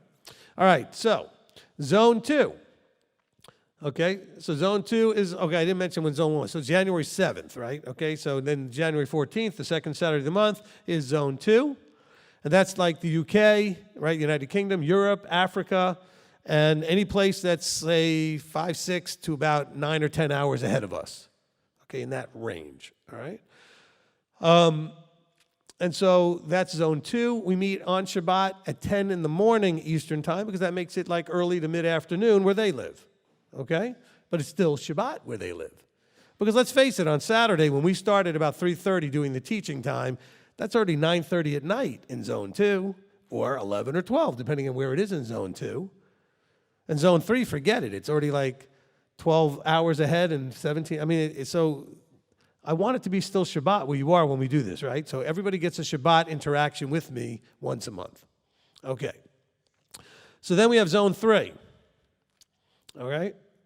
And I'll mention the Zoom thing in a minute. All right, so Zone 3 is Australia, New Zealand, Japan, the Philippines, Malaysia, Singapore, Indonesia, Fiji, China. We have people in all of those countries. That's why I know to mention them. Any country that's in that 12 or 11 to 12 or so hours to about 17 hours ahead, okay? Because those are people that, you know, when we're doing our services at 1 in the afternoon, it's 1 in the morning to like 3 or 4 in the morning or later where they are. I mean, that's not a time they can really be with us, and it's already Sunday when we're doing it on Saturday. So we do this Friday night at 10 o'clock at night, Eastern time, so that way it's, you know, starting at about 10 in the morning to mid-afternoon for people in that zone, okay? Now, Zone 2 and Zone 3 are on Zoom, okay, just like the Torah team thing. It's on Zoom, but you need a different link. So for that, you need to send us an email at zoom@mtoi.org, zoom@mtoi.org. Same link, works all the time in both the Zone 2 and Zone 3. So please, I want to encourage you. It's exciting to see people that are walking through the same walk, struggling with the same struggles, having the same victories as you, and they live in places that you've never known anybody. Like, I mean, you've known the places, but you never knew anybody personally in them. And now you'll get to know people in the Philippines and Australia and New Zealand and Africa and all parts of Denmark and UK and other parts of Europe and we've got people in Kenya and Uganda and just all kinds of places. Canada, the US, Mexico, all coming to these meetings. Fiji, China, Indonesia, Singapore. These are literally people come to these meetings from all these places. How exciting to meet your brothers and your sisters all over the world. I mean, I think it's exciting. All right. So that being said, and I almost pulled a muscle not saying exciting times. Okay, so anyway, if you have questions, I really want you to bring them to the Zone meetings primarily, okay? And I want to thank all of you on Marco Polo because you guys haven't asked hardly any questions anymore on Marco Polo because you're doing them at the Zone meetings. Good job, okay? All right? So do it in the Zone meetings. Now, but maybe you're too shy to get on a mic. That's okay, or on camera, and you don't want to get on there to interact on the Zoom. Well, then you can email us at at questions@mtoi.org. You can send an email, questions@mtoi.org, or you can go to the Contact Us page of our website, mtoi.org/contact-us. And on the bottom of the page, as you scroll down, there's a form you can fill out and ask your question, okay? We don't have a large staff, so if your question takes a little while to get answered, we do apologize for that. We do try to get to as many as we can. All right. Then we have some upcoming things. So first of all, before you put the leadership up, tomorrow night, the world will be celebrating New Year's, okay? And they will be reveling and partying and doing every stupid thing you can imagine so that they can get a fresh start on the 1st. If they're even conscious on the 1st, okay? If they even remember New Year's. But anyway, so let's not do that, okay? We're supposed to be set apart. We're supposed to come out over my people. Let's not behave like them. I'm not against recognizing that in the world we live in, the year will be changing. I know there are some people that when they come to learn about things, they get like, they can't even say Monday, Tuesday, Wednesday because, oh my gosh, all right?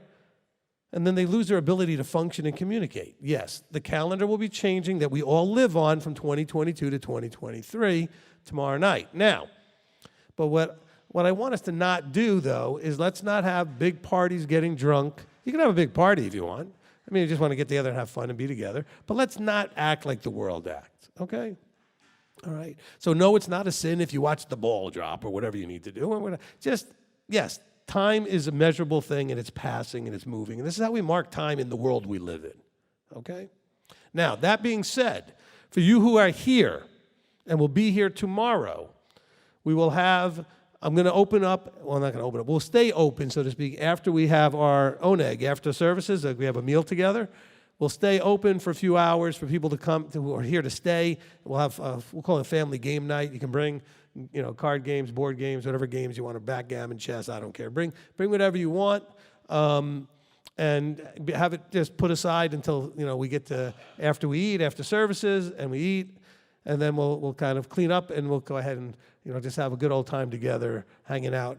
So we're not outside with the rest of the crazy world, and we'll let you out of here before midnight so that you're not driving while the rest of the world who's now been drinking and everything else is trying to drive home, okay? So you're all welcome to do that. You're not required to do that. I'm just making this available, all right? So some of you will do this or not, and depending on how many people are here, we'll stay open or not for however long we do. I just wanted to make that available to you. All right, so that's tomorrow night. All right, then our next thing is our leadership meeting. Okay, the leadership meeting is on the 15th, okay, Sunday, January 15th. And so mark that down for something to pray about, okay? You don't have to mark it down to be there because the leaders all get an email from Shamish Gary and they know when those meetings are and they have the link to Zoom to where to go, okay? But please pray for these meetings. These are men from around the world, about 25 to 30 or so congregations that we are affiliated with, and most of them are extensions of MTOI directly, who are all coming together to try to just do one thing. Pray to Abba and seek Abba's face on how can we work effectively for him in serving you, okay? That's all we want to do, is work together to serve the body effectively. All right, that's why that's literally what it says on our logo. It says Messianic Torah Preserved in Israel, but actually our saying underneath would be working together to serve the body, okay? And that's what we're trying to do in the leadership.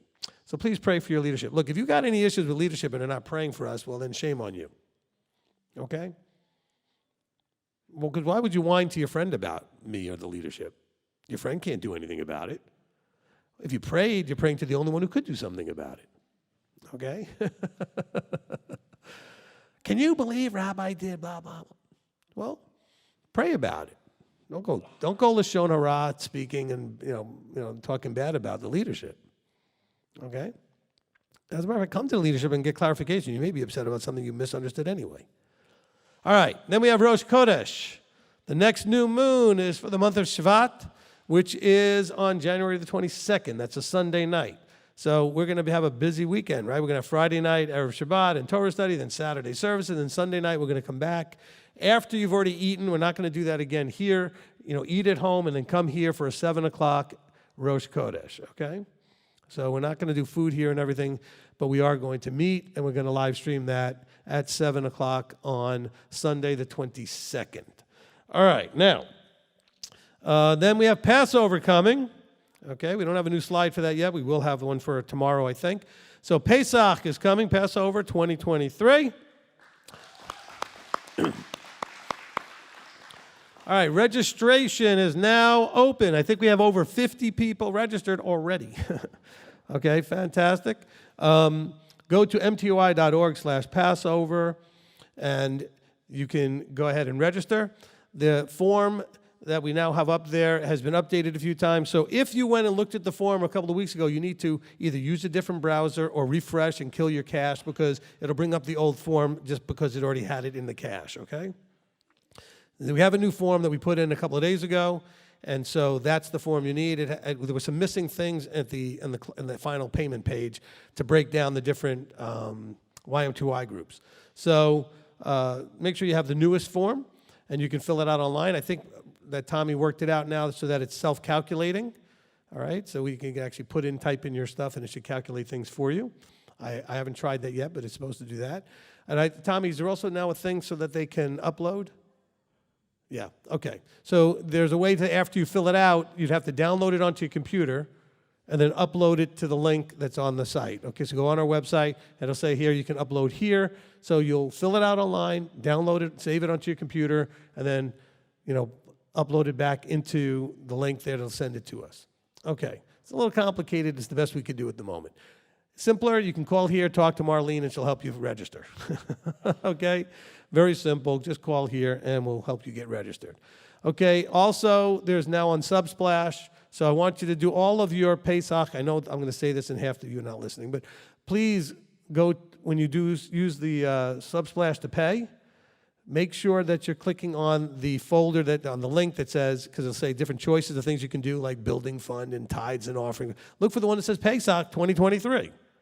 Okay, and make sure you're clicking on that when you make, so we know that payment wasn't tithes and offerings or some other thing, that it was for Passover, okay? So we know how to find it. Now, if you messed up, it's okay. Just let us know. We can find it if we know to look for it, but we will miss it otherwise because we're not going to look for all of them and guess, well, I wonder if this was for Passover. How am I supposed to know?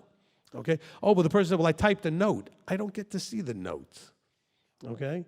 I mean, I could, but we get a lot of donations. I'm not complaining. Okay, but so I'm not like looking at every donation to see if anybody wrote a note. There's no way to function and do that. All right. Let's see. Okay, so Passover is April 5th to 13th right here in Cleveland, Tennessee, and we're real excited about that, okay? Now, let me be clear about something. On the form, there are meal plans, okay? There's also an option called seating only, where you're just paying for a seat, okay? And because you're going to bring your own food. Now, this is not available to everyone. It's only available if you get approval from me or Elder Billy, because it's only for people that can't eat our food, not because they don't want to eat our food, okay? I don't have enough seats in here for everybody that will be coming. I do have enough, likely, hopefully, for those who actually purchase a meal plan. So if you would like a seating only, you need to call and see if you can get approved. Now also, if you do even get approved, understand if we run out of seats, you will get a refund and we will need your seat for someone who's actually on a meal plan. Okay? So we will refund you, but those seats will go first. This place has a seating capacity of roughly 366 or something like that, right? So it's 300 and something.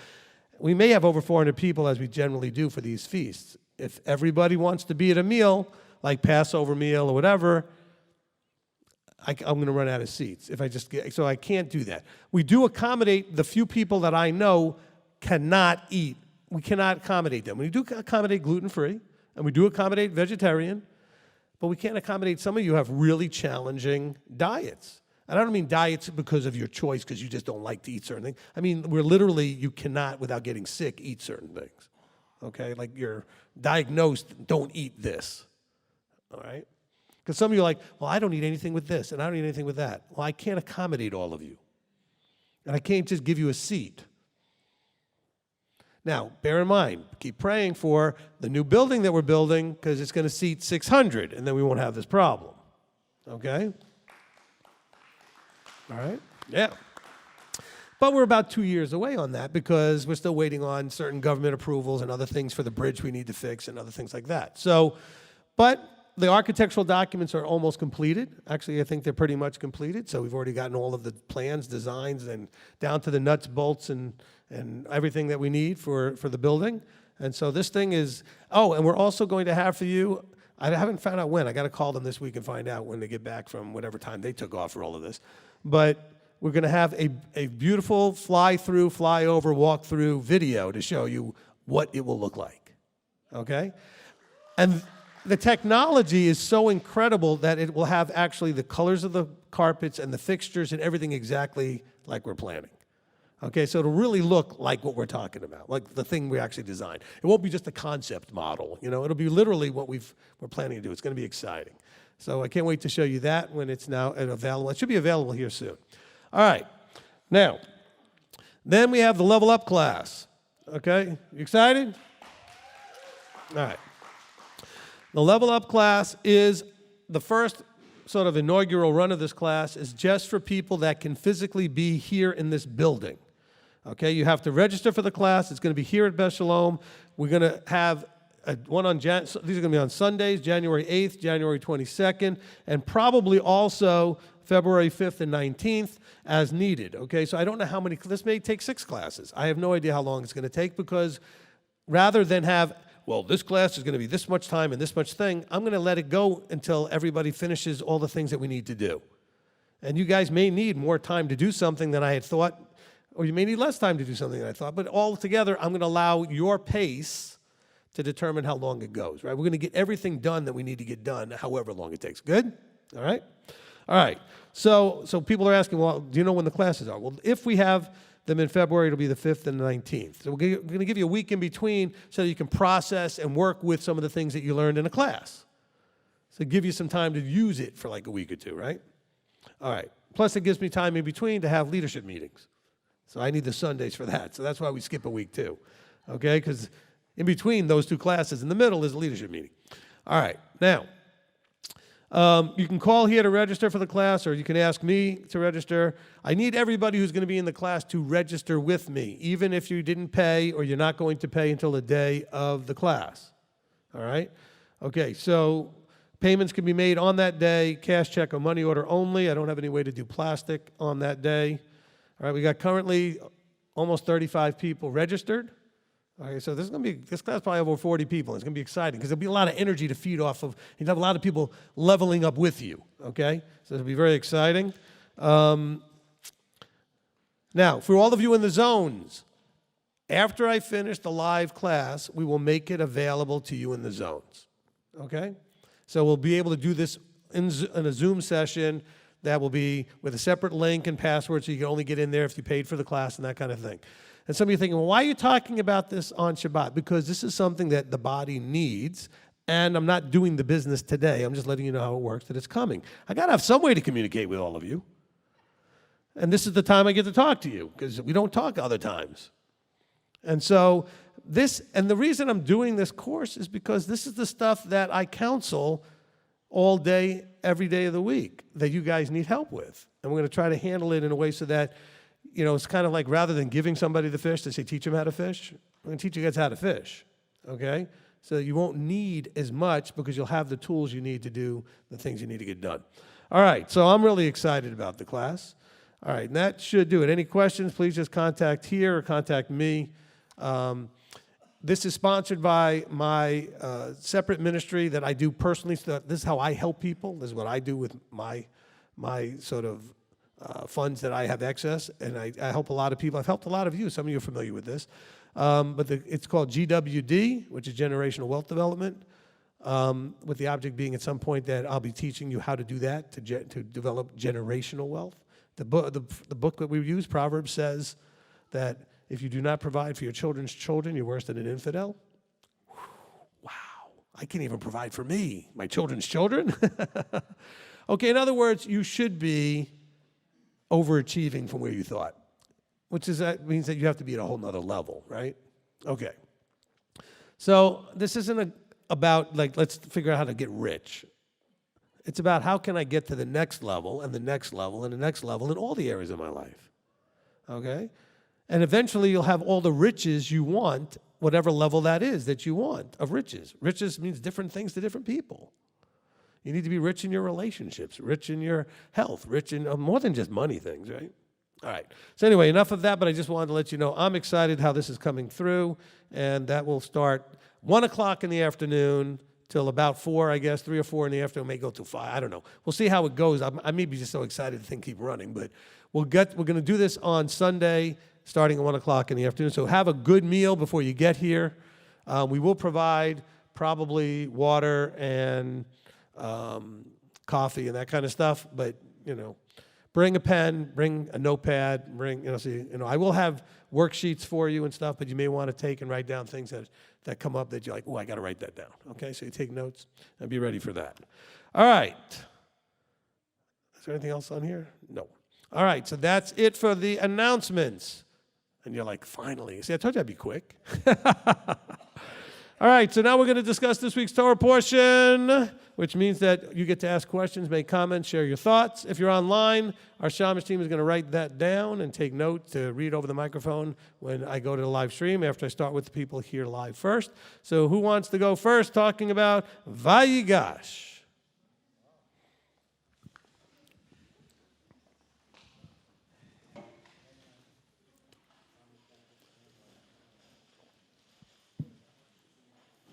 All right, Philip. Wait, we got to get the camera set up.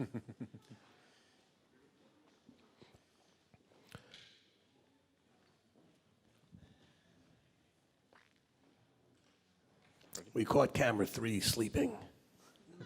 Or whatever number that is. 4. Okay. No, you're not on yet. You got the TV right there. You can see when you're on. The monitor's right there. There you go. There we go. All right, Shabbat Shalom, Rabbi. Shabbat Shalom. Okay, so in previous portions, we had talked about how we are not to go back to Egypt. Yet in this portion, Yahweh comes to Yaakov in a dream and says, don't be afraid to go to Egypt. So how can we differentiate between when we don't rely on Egypt and when we do? If that makes sense. Yeah, it does. Okay, so let's play this through. Wait, hang on. I may talk to you. All right. Don't leave. All right, so let's play this out. All right, so Yahweh had said to them in the Exodus that they should not go back to Egypt. But now here he's sending them back. What is actually different? When they were seeking Egypt, or when he told them not to seek Egypt, that means seeking Egypt's help. They were sent to Egypt because that's where Yahweh's help was. He'd sent Joseph there, or allowed or caused, whatever. So Joseph is now there, so that's where Yahweh's help was. You see the difference?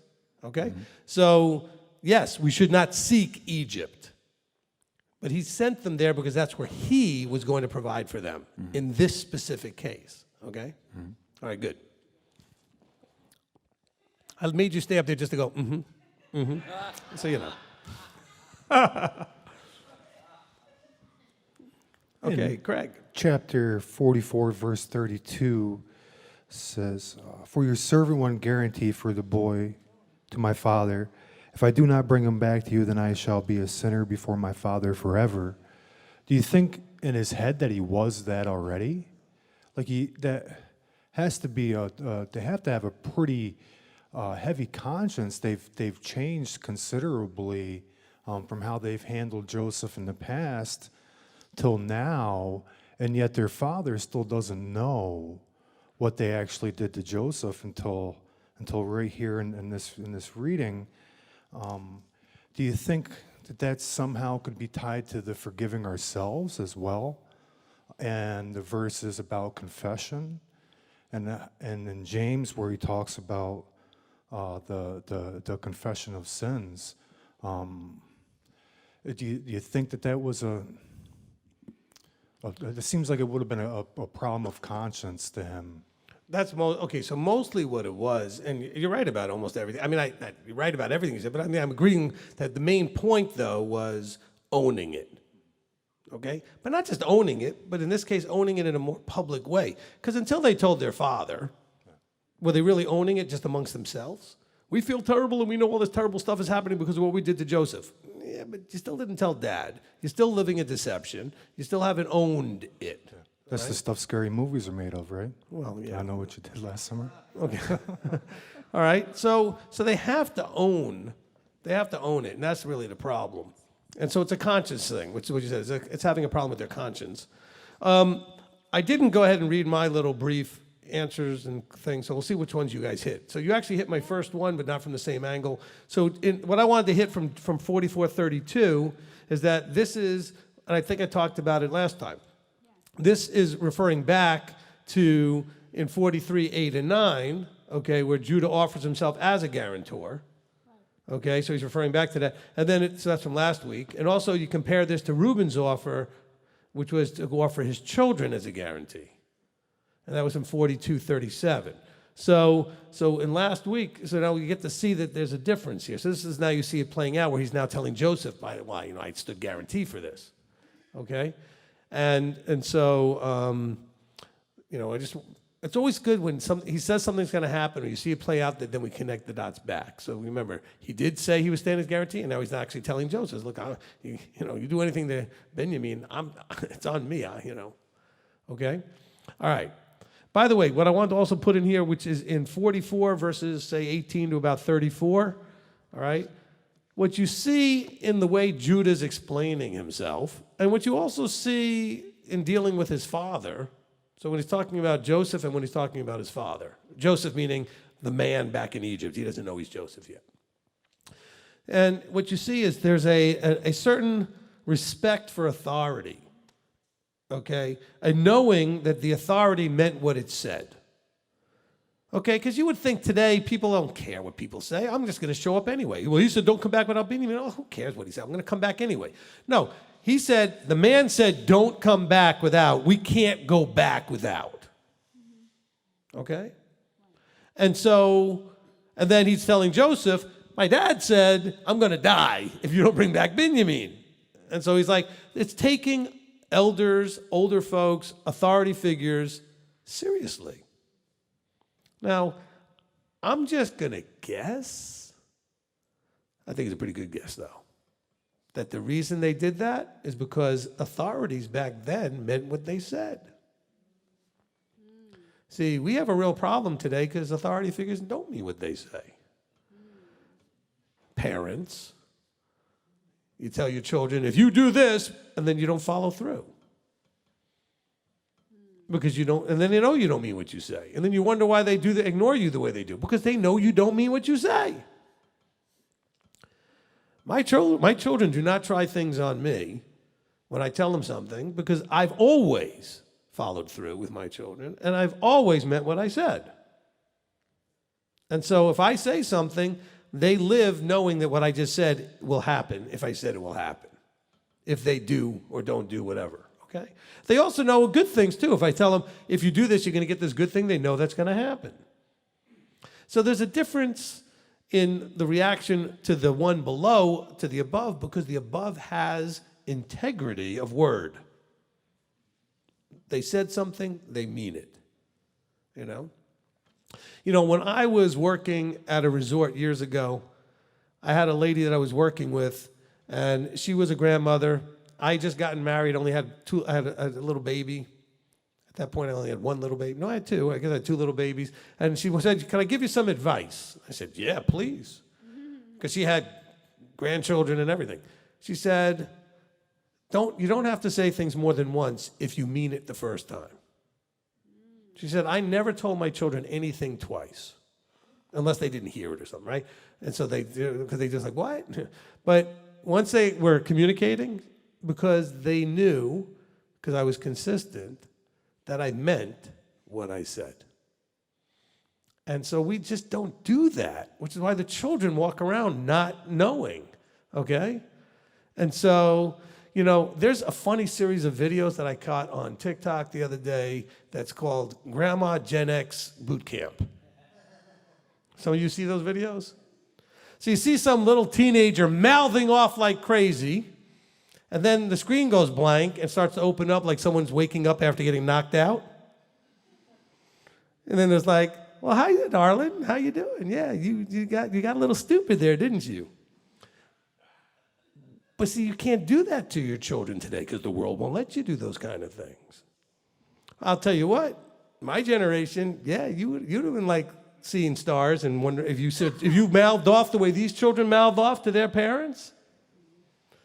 Okay? There's no way. And then I have children saying, well, that's abusive. And we say, yes, it was. But so, But they didn't have to tell me more than once. I got the message pretty quick. Okay? Look, we made a lot of dumb mistakes as teenagers, but a lot of us older ones, we made the only one mistake once. Then we made a new mistake, okay? We didn't do the same thing dumb every time because we knew the consequence was real. Okay? But we don't have fear. We don't have any of those things, okay? Am I interrupting your conversation, Shamish? Don't be rude with me in my room. Thank you. All right? I'm talking about respect for authority, and you're back there talking. All right, now, some of you are like, well, why would you do that to him in public? Because he was doing it to me in public. See, don't do things in public. You're going to get called out. That's the way it works. Now, this is important that we get this. This is a great example. Look at Judah's attitude. Now, believe me, he probably didn't have this attitude when he was a whiny, complaining, whatever, when Joseph was around. Okay? And they were sneaking around behind Dad's back and doing whatever they were doing. But then when things started going sideways, they realized, we need to realize we're in trouble because we did not respect authority, and we went and took things into our own hands, and we let our emotions get the best of us. All right? And so you hear this tremendous respect for authority now. Respect not like that they think they're right or wrong. They just believe what they say. Okay? And so he had a real fear if he couldn't bring Benjamin back. And the fear wasn't necessarily that his father would just die, but just the absolute grief that he went through for Joseph would just be magnified. And I don't think Judah could have lived with watching that. Okay? And so that's, important. So I just want to make sure that we're getting that as we're looking at this respect for authority shift that we see with Judah. Okay? It's very important. Okay, Janet? Rabbi, thank you. I was just going over chapter 45, and there was a lot of connections between Joseph and his provision and the forgiveness, and how he's sent to preserve life, provide safety, and so I thought of how that was connected to Yeshua. Right? Because that was the escape for them. They had to go there to live, right? And they were not so they went there and they said, let us leave. And then it caught my attention too that it said, but give us seed. So they were expected to work, right? Because at the end, they basically were servants to Pharaoh at the end. They have exchanged everything. I mean, everything was owned by, I guess, the king. It's kind of like similar how we're supposed to be seeing ourselves as like we were bought. So it's not what we want, but what he wants us to be and do. And so, I don't know, I just saw a lot of different parts in this Parsha of what the role of Yeshua is for us, but also the Father. Being the king of the kings, right? The one who owns us. I don't know if you have anything to expand on that. Okay, so yes. That I've said this a lot, which is that human beings are always used to be the extension from the above. Okay? And so we see this with Abraham, we see this with Joseph, we see this with Moses, we see various people that come into this sort of extension. And a lot of those extensions are Messiah figures. In other words, they do Messiah things. So what are Messiah things? Well, they provide where without provision you would have died. That could be a part of it. There's often in it some sort of redemption, restoration, reconciliation thing going on. We see that here with Joseph and his brothers. So you see healing relationally, right? Healing. And so there's a lot going on. Now, one of the things that Yeshua says is in John 8 that you shall have a relationship or know the truth. Well, don't you see that happening here also? When the brothers finally figured out and got the truth of what they did and what they needed to do and all of that, it set them free. Okay? Yeah. All right? So, you can definitely see a bunch of things in many of the important people in Scripture having a Messiah-like role. Look, even King Cyrus was called a Mashiach. I mean, this is a pagan sovereign, a pagan. But what did he do? He let them go back and rebuild the temple. He did certain things to deliver, redeem, and restore them to a position. Okay? He provided the path or the ability to go and make these things happen. Okay, and Joseph does similar things. So they even, and he literally is referred to, even though he's a pagan king, as a Mashiach, as a Messiah. Okay? So Messiah doesn't necessarily always refer to just the Messiah. Okay, there's been lots of Messiahs throughout history, legitimate ones. They just weren't the Messiah when Scripture's referring to that. Okay, that ultimate Redeemer that's coming. Okay? Because look, Moses certainly was a Messiah figure. He was a Redeemer. Brought them out of slavery. Yeshua brings us also out of slavery to sin. Okay, these are all Messiah-like things. So good connection. Thank you, Rabbi. You're welcome. Question about chapter 40, still 45, verse 27. So the word spirit, right? Is it 45? Maybe it's... There's a part in the Parsha that says, do not quarrel along the way. And then after that it says, the spirit of Yaakov, when they were telling him, Joseph is alive, it says that the spirit of Yaakov revived. Where is that? I thought it was 27. But it's in 27, yes. Yeah, okay. So is that, it's not like he died and he resuscitated, I think. Is it more like his mood got better? So the spirit is his... remember the teaching I did called Understanding the Ruach? Yeah. What's the spirit? The intrinsic nature of something. So his intrinsic nature was death. He was depressed. He was morbid. And so he was just ready to quit life. And that spirit was revived. Okay, so it's not like he was, actually out and then he came back to life. Okay? But his whole disposition reawakened from the dark, negative place he was into a more optimistic and hopeful place, okay? And so hearing the words that he never thought he would hear, my son is alive, changed his whole intrinsic nature. I can't imagine, because it doesn't really tell us, the darkness that he went into when he lost his son. And maybe how he treated the rest of the brothers, blaming them, in some way because they didn't keep him safe. Not that he knew what they did to him, but just, he went out to find you guys, whatever, and you say you found, but, because he wanted Joseph to be next. And so I'm sure he treated the brothers even worse than he'd been treating them before, And so this changed his whole disposition. Okay, next. And Rabbi, just one more question, because I know there's other people waiting. 45:2. So when it says that Joseph, you can see just his tremendous love for the father, and he couldn't keep up with the lie anymore, so he finally, he wept, he wept, so he wept aloud on the mistress, and everybody heard it, so it probably was a big wailing, I can imagine. But I guess if you can expand a bit on emotions and how to express them when it's appropriate, or I don't know what you think about that part. Thank you, Rabbi. All right. And then I've got actually a few more things to say about the first couple of verses of chapter 45. Okay, so emotions. All right?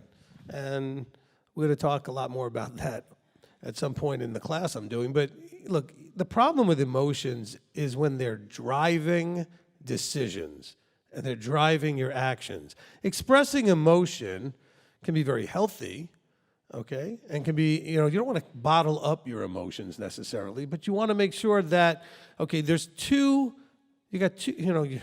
want to say that you're double-minded, but you got two minds. You got the mind in here, the emotional mind, and then you got the mind up here, the logical, rational mind.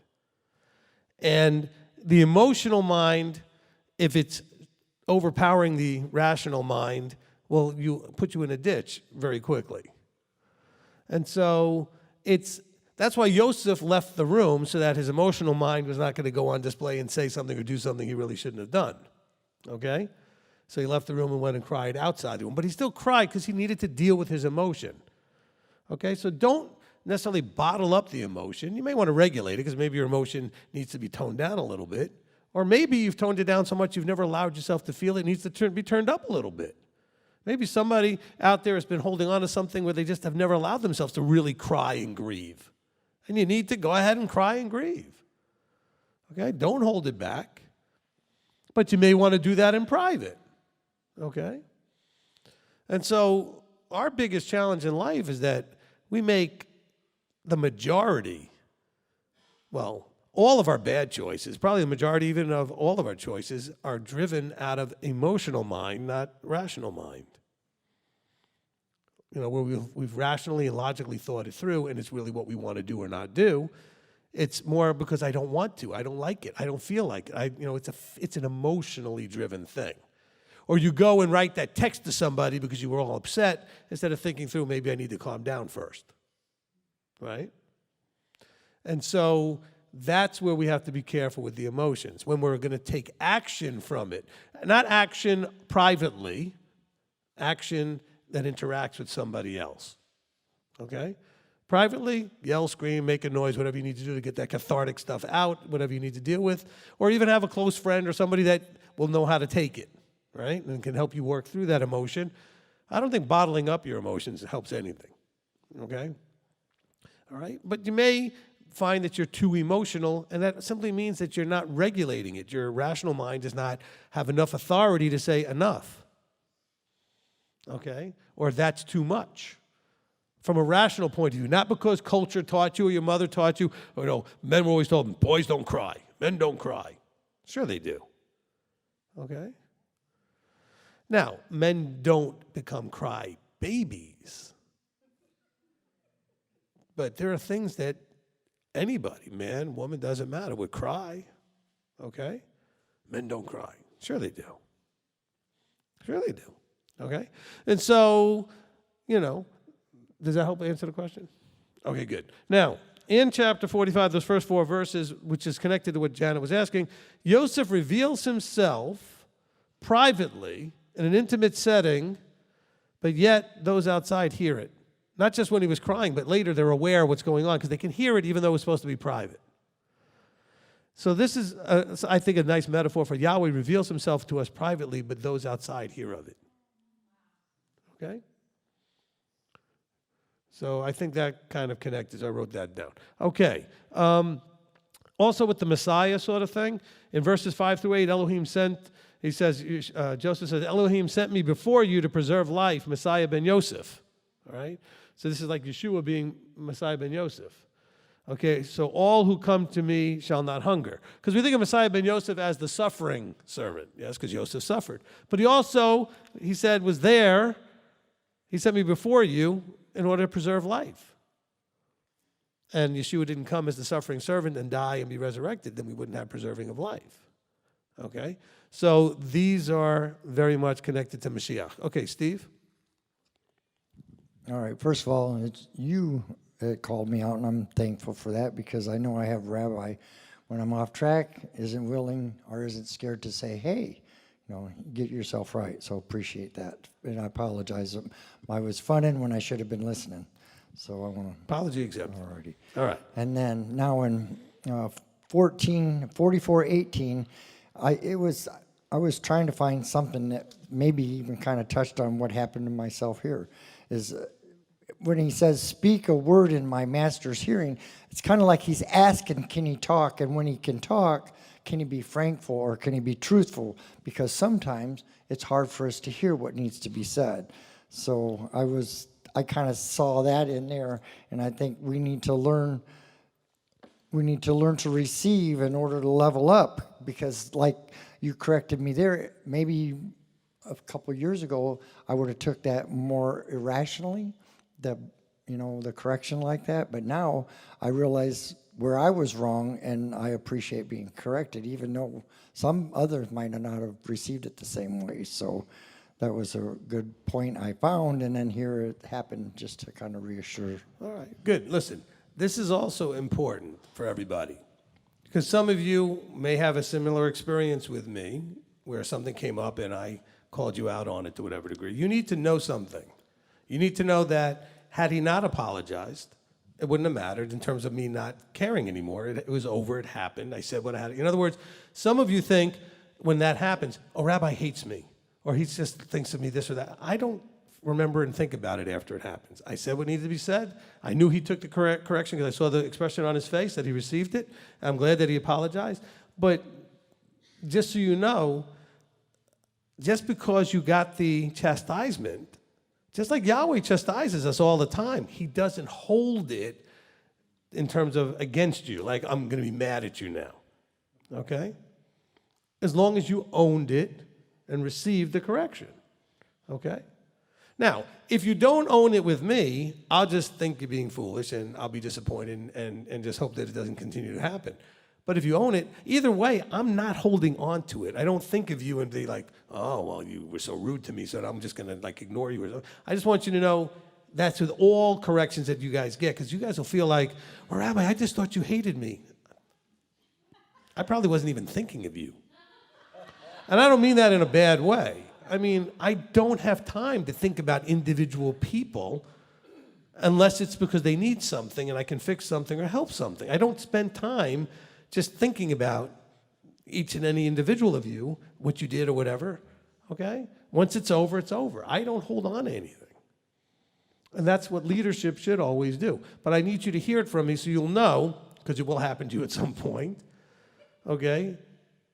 Receive it. Okay? Because embracing it is the best thing you can do, because he knew he did it and he was wrong, and that was it. So why would you react any other way? But yet people, what they do is, all of you know this, when you're with somebody and they're wrong, what do? They double down, they dig in their heels, and they only make it worse. Every time. If you would just own it, it ends. Okay?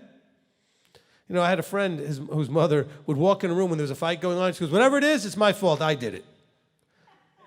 To try to end, and it would end the argument. It's like, oh, no, but no, it was me. My fault. You can't argue anymore. She would just go in and own it for everybody. And they would say, but there was no but. It was my fault. I did it. No, you didn't. No, I did. It's mine. If you would just own it, everything heals so much quicker. Okay? Most of the real ugly fighting comes when you dig your heels in. Okay? Because you're embarrassed, you're ashamed, you know, you don't like the way the tone was or something, and so you dig your heels in, and you double up and dig back and make it worse. Most of you would just, if you would just look and say, yeah, you're right, I'm sorry, I shouldn't have done it, I'm embarrassed, you know, whatever, and then it's gone, it's over. But then you have to do the next thing, which sounds like he did, which is let it go, okay? Right? Because remember, you're supposed to own your past, learn from it, and then let it go. Okay? So these are important things. All right. So, but yes, that verse there, you know, you hear that, again, that authority respect. Please, if it's okay, I don't want to anger you. I don't know how you're going to respond. By the way, it's not a bad way to approach authority figures if you think it's something that may trigger something, because, you know, he said, look, what is he worried about here? He doesn't want to sound like they were questioning what he said. Right? He said, you go and you bring back that boy. And he's saying, well, can I just tell you how this kind of played out?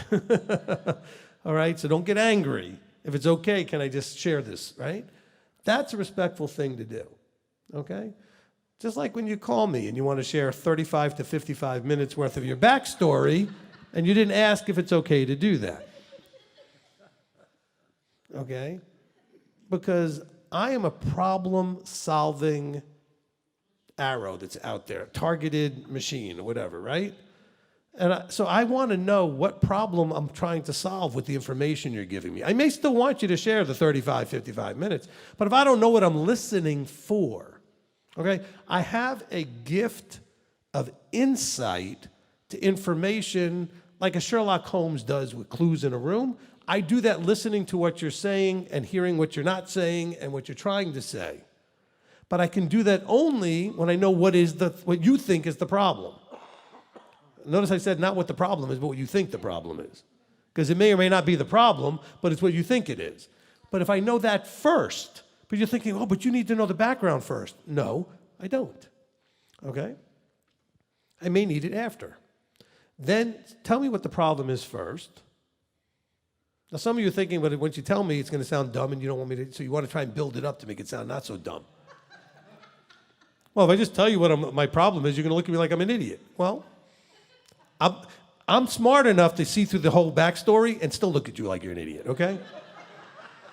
So that doesn't help you,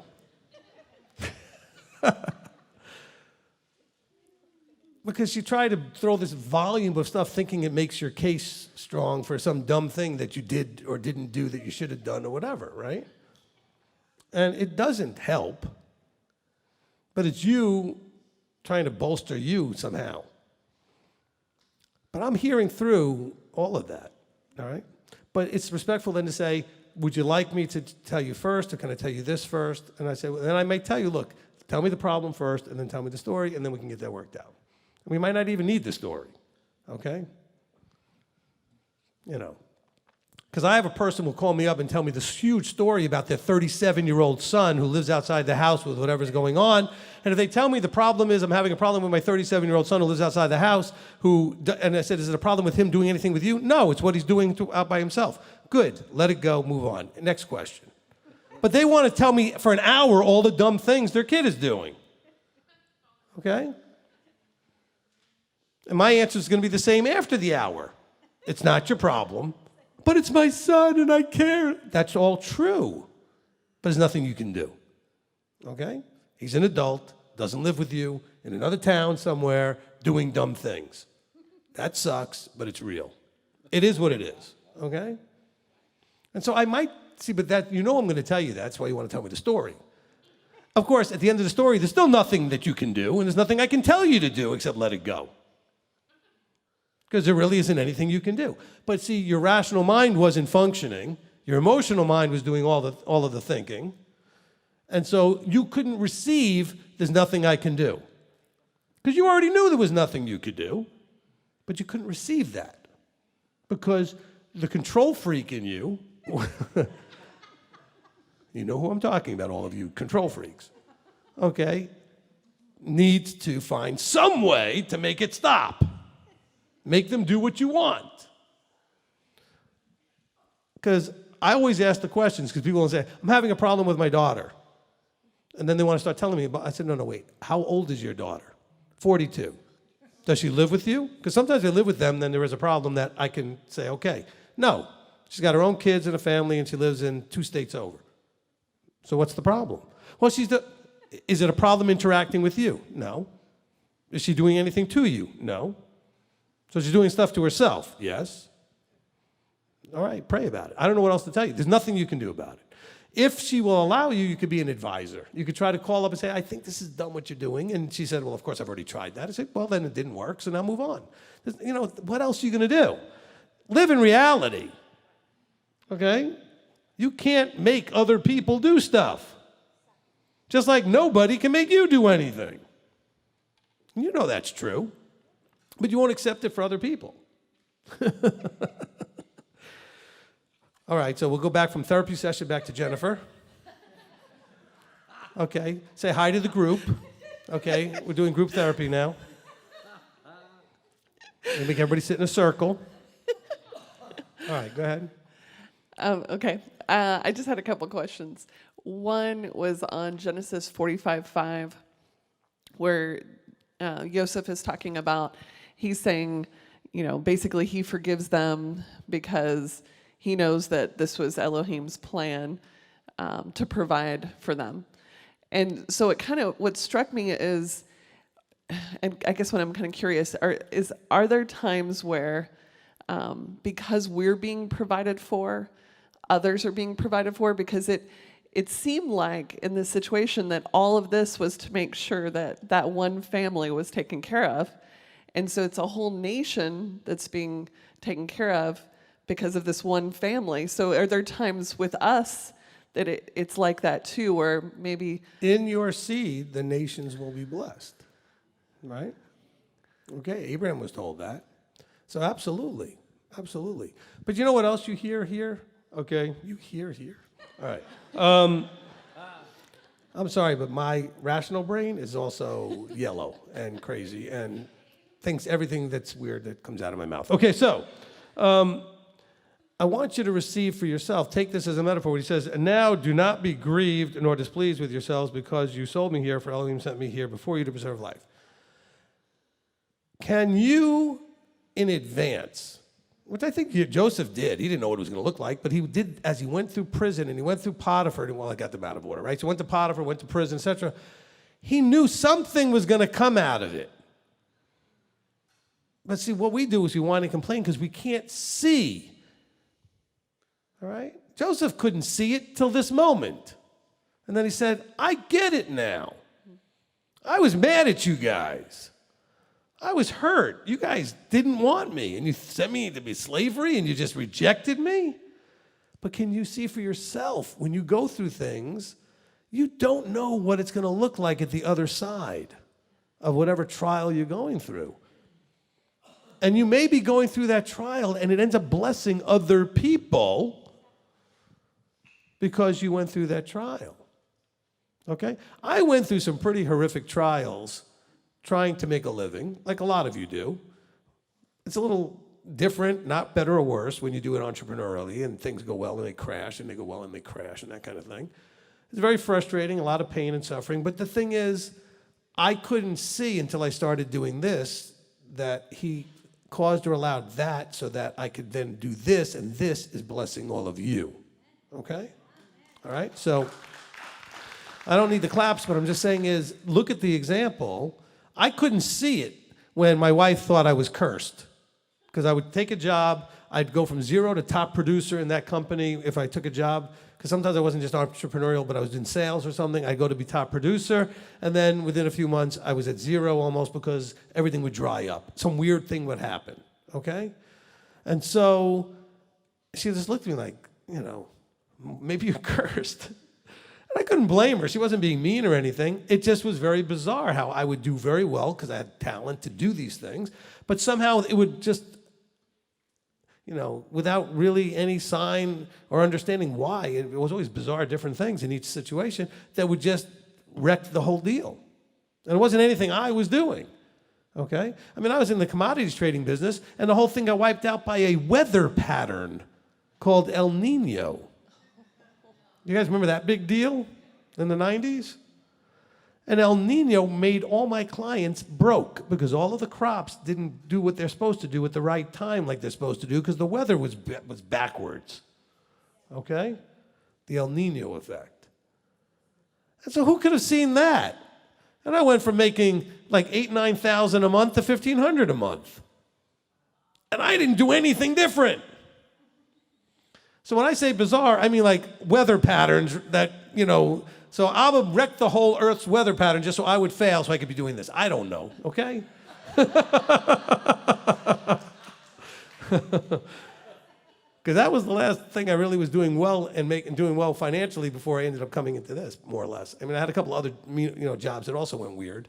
But again, when you're in it, Joseph couldn't see it either when he was in it. But you have to be able to expect that when you get out of it, you'll be able to look back and go, oh, he did this so I could bless somebody with either my story and how I came through it. Because, by the way, your story is depressing until it's over, okay? When you want to share with everybody your lousy story, all you're doing is depressing people, unless there's an ending where there was a victory. Okay? So stop whining to everybody about everything be looking forward to and say, look, I got all these terrible things happening, but man, I can't wait to see why this was allowed to happen so I could get to some place and I could be a blessing to some people. Okay? And so maybe that's what's here happening in this verse.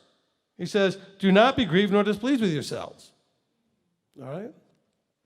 Now, that's coming from a place of complete forgiveness on his part. But that's because he finally received and understood why it was allowed to happen.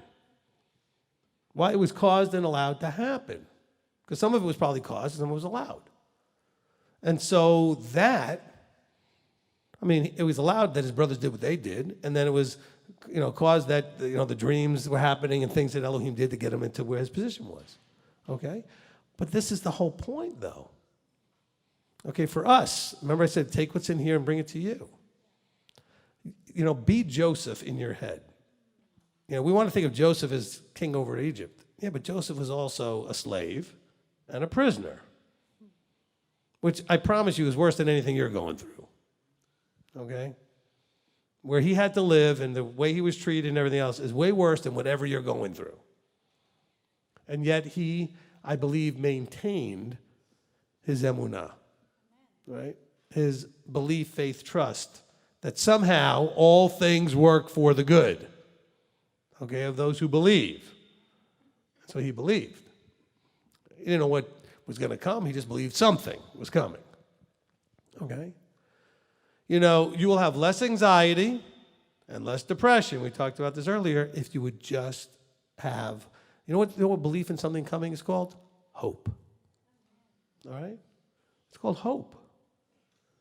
If you have hope, which is belief in something better coming. See, you who are depressed believe nothing better is coming. You who have anxiety believe only worse things are coming.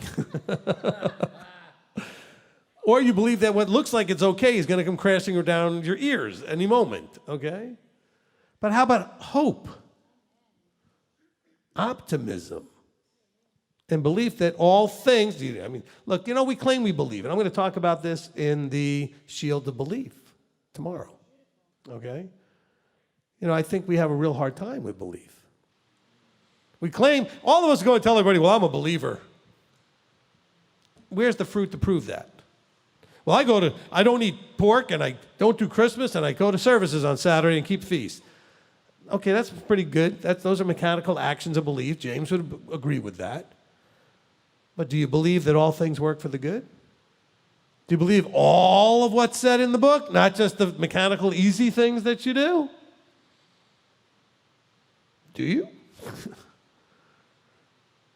I mean, you know, this isn't easy stuff. It's not complicated. It's just hard to do, okay? So it's not hard to do because it's so complex or anything. It's simple enough to do. It's just hard to do, right?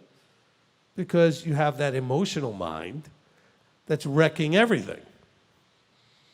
Now, I think I taught you this not many years ago, probably within the last year, that when you have a thought that both your rational mind and your emotional mind are playing with, whichever one is stronger wins.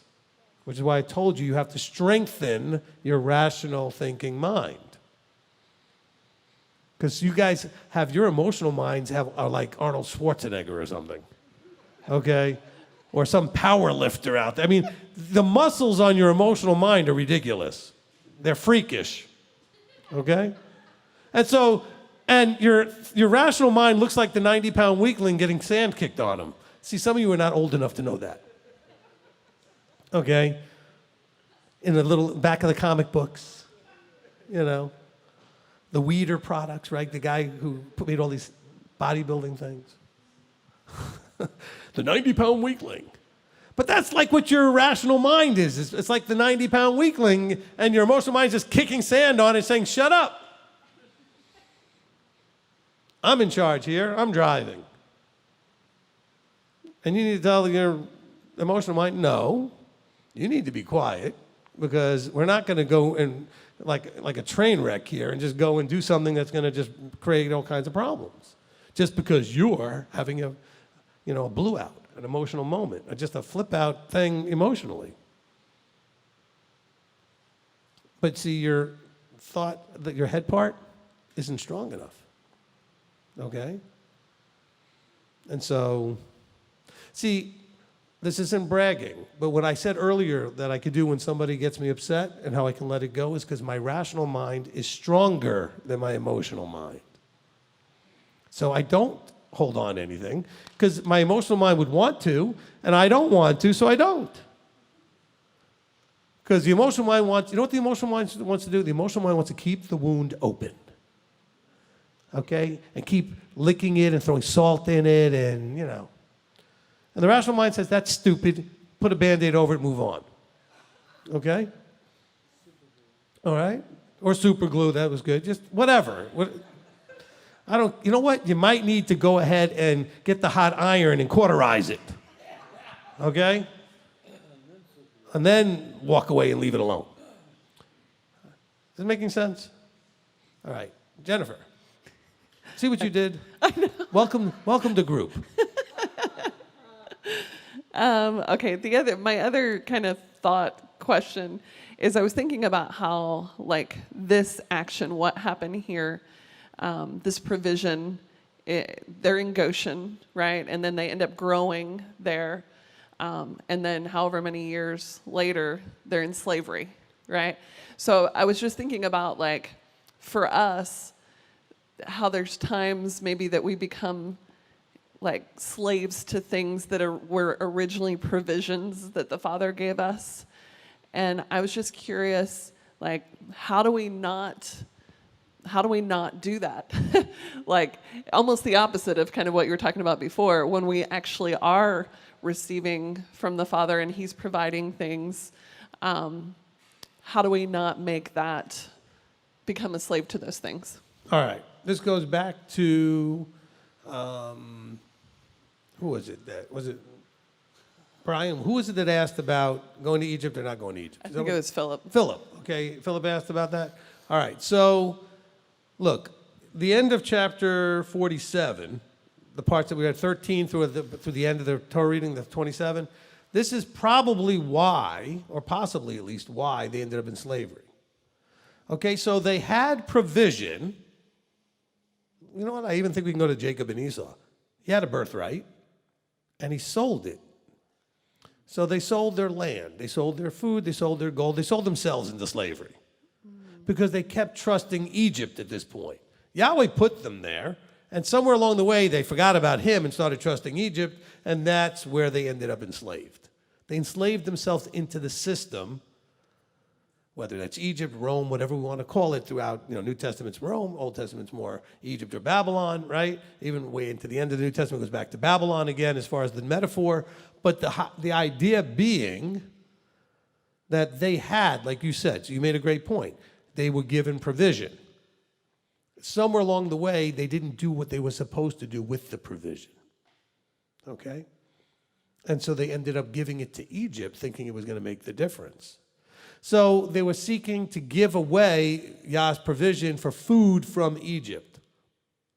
Some of you get Yah's provision and then you want to get fed by the world. I'm not even talking about like food for your mouth, right? But you want to be fed by the world. So all of these things can be used as metaphors for other deeper things, or at least hints at other things, right? Remez level things. Okay, hinted at things.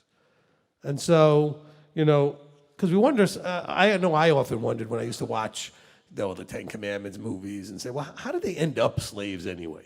How'd they get there? And you read about Joseph, everything's so wonderful. Well, there's a pretty good description of what happened at the end of chapter 47, verses 13 to 27.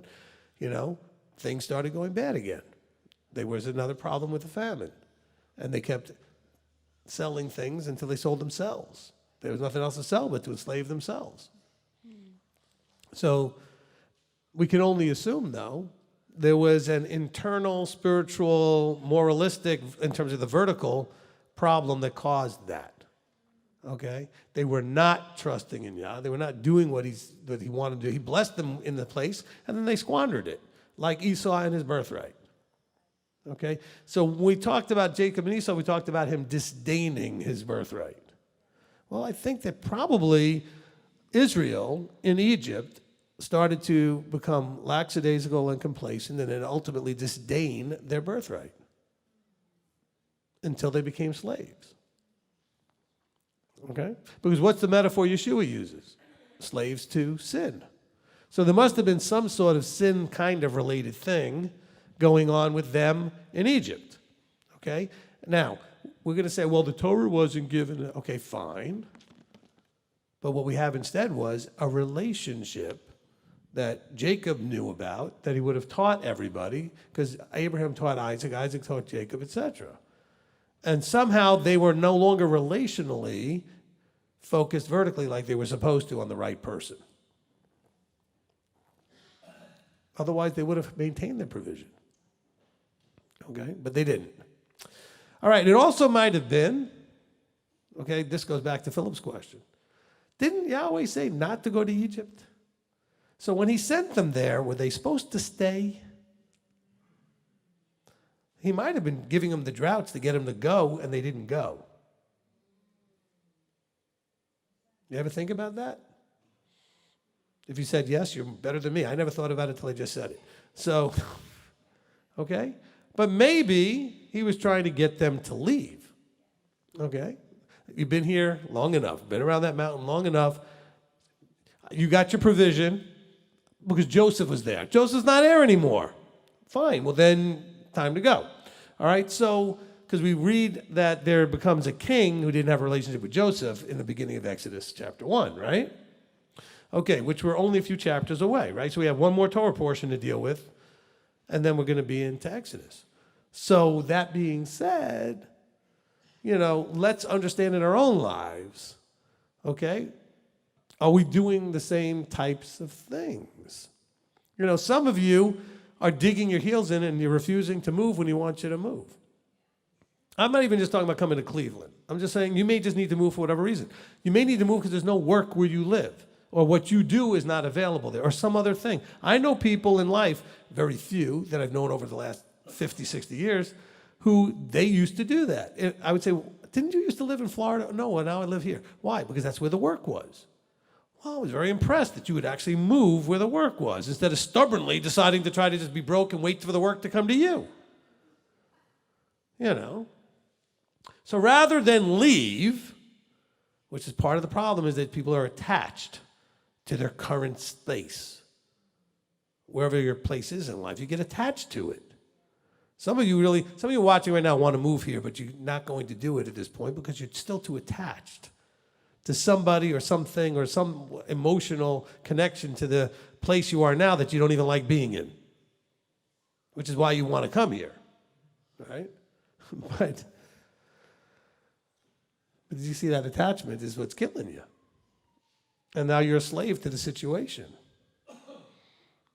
I mean, I've had to say to people many times, well, this and this and this is going on where you live, and it's been going on for years now. Why are you still there? Well, this is where I grew up, and this is where this and that. My mother still lives here. My mother lives in New York. My mother's 80-something years old, okay? She's 84 years old, okay? And I call her almost every day. Well, at least 4 times a week. I don't need to live in New York to talk to her. She's a busy enough woman. She doesn't need to see me every day. I don't need to live there. I can get on a plane and visit her anytime I want, or just drive.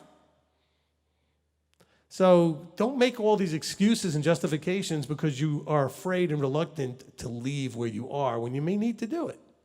But then you'll come and go, do you think Yahweh's trying to? Don't ask me that. Because then you're going to let me be the reason or the excuse. You need to figure out what he's trying to tell you. Stand on your own 2 feet like an adult. See, that's the problem, is we have such trouble adulting. You know what an adult does? Owns everything. All aspects of their life. That's what an adult is. You know what a child does? Owns nothing, because the parents own everything. Okay? So you want to be an adult? You need to own all aspects of your life. Otherwise, don't tell me you're an adult. You're still a kid. And you're acting like a kid. Because adults own everything. Am I wrong? Okay? And so that's what we need to get to. Okay, Thomas. Shabbat Shalom, Rabbi. Shabbat Shalom. My question was kind of along what you just explained with Jennifer. It only speaks of the Mizrahites changing their worth for bread up until,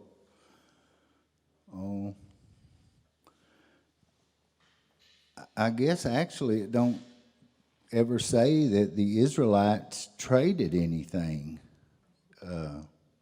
It doesn't say the Mizrahites necessarily did either. It says that all who lived in the land of Canaan and all the Mizrahites. So all the people that lived in these places. Read verse 14. It says, Joseph gathered up the silver that was found in the land of Mitzrayim and the land of Canaan.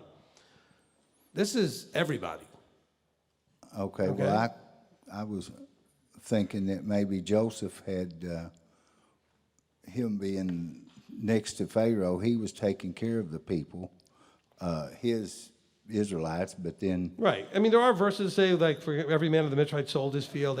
But see, I think this is one of those kind of hidden things, because we then find that Israel in Goshen is not protected like during the plagues, is slaves.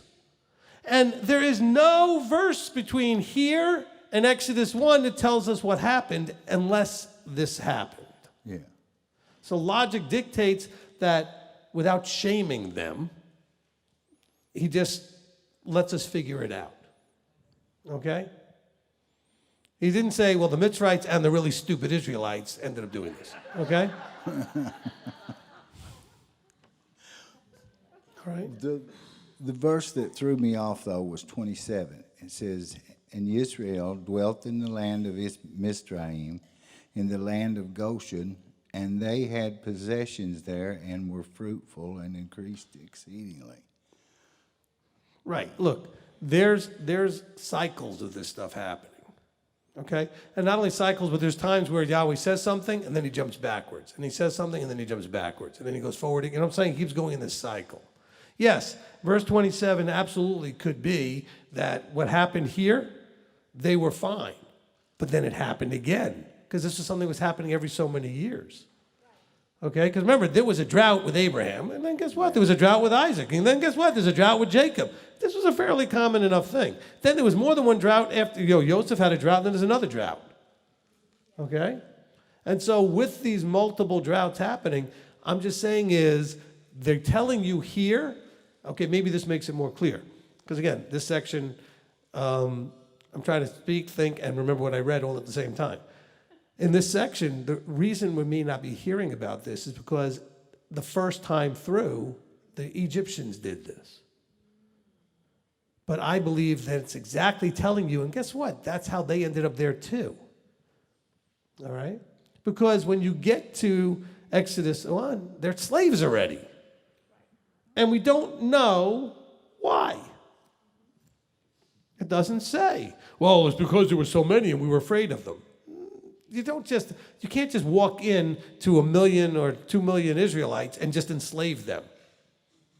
There would be a fight. There would be something going on, right? I think they voluntarily went into slavery, which is what we do. We voluntarily slave ourselves to sin. We make choices to do these things that enslave us.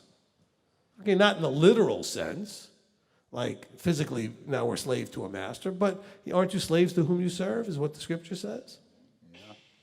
And so, So yes, it was good that you brought that verse out, because that verse, again, is probably why in the first verses it doesn't mention them straight out. It gives you hints that it could be them involved as well. But I believe that there's another cycle in here then. If that's the case, again, we're not told anything. Right. All right? So I'm guessing. But I believe there was a cycle of poverty where exactly what happened with the Mitzrites then happens again exactly the same with the Israelites. First they give their gold, then they give their land, then they give themselves. All right? Thank you. And there is actually a verse that does kind of make the point that at some point Pharaoh owned everything and everyone. That would include the Israelites. Okay? So he likes to kind of allow us to guess a little bit. I think he wants us to ask questions like, whoa, wait a minute.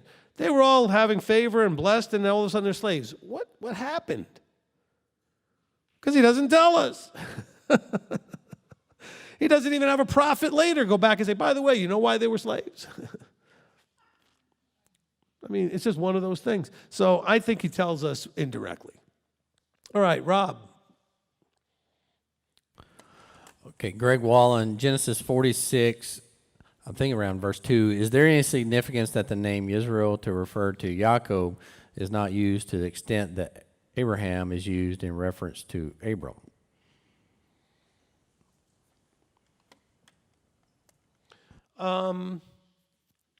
I think that the reason we see this free flow. Now, Abram had his name changed to Abraham, whereas Yaakov we have a difference here. That Yaakov is referring to Yaakov, and Israel is referring to Yaakov and all of his people. Okay? Where Abraham was just referring to Abraham.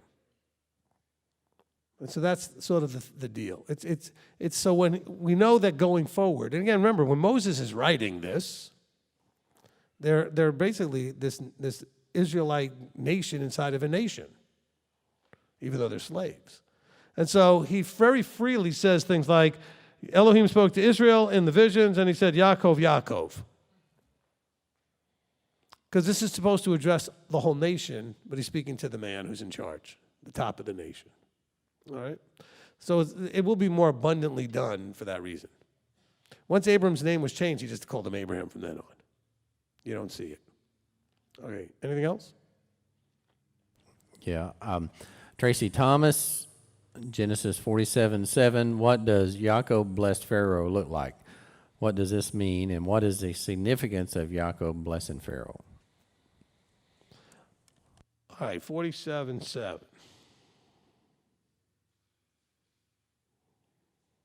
Okay, so look, if you're appreciative of something somebody does, you do something nice for them. You express that appreciation. Because Pharaoh did this nice thing for his father and his family. Okay, verse 7 says, where am I? My page turned. It says, and Joseph brought in his father Yaakov and set him before Pharaoh.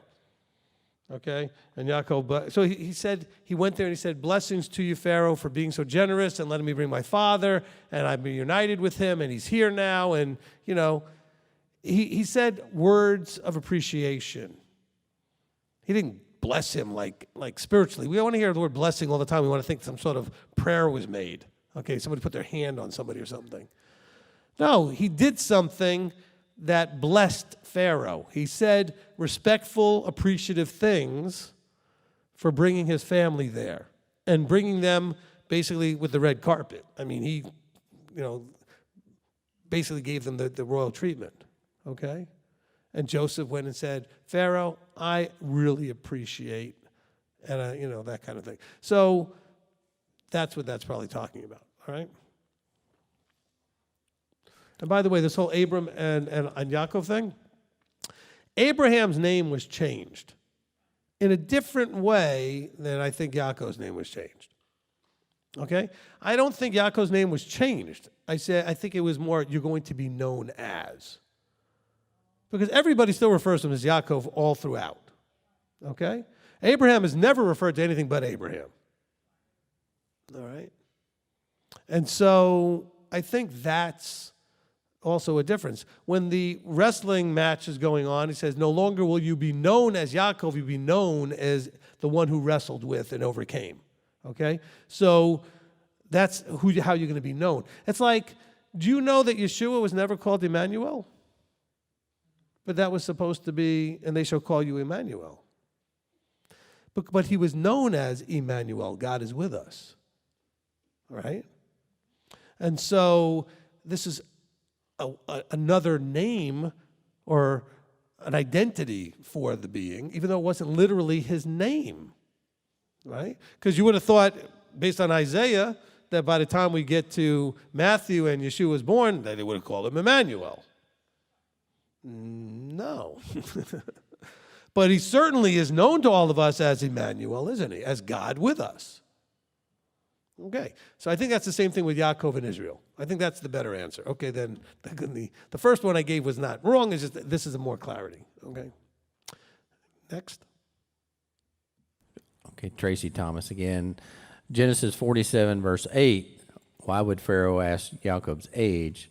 This is a bit weird in our current culture. What is the significance / relevance of Pharaoh asking this? You'd have to ask Pharaoh. Okay, Tracy?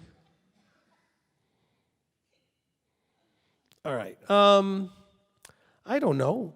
Maybe he looked old. He's like, you look like you're 100 and something. How old are you anyway? You know, I don't know. I don't know.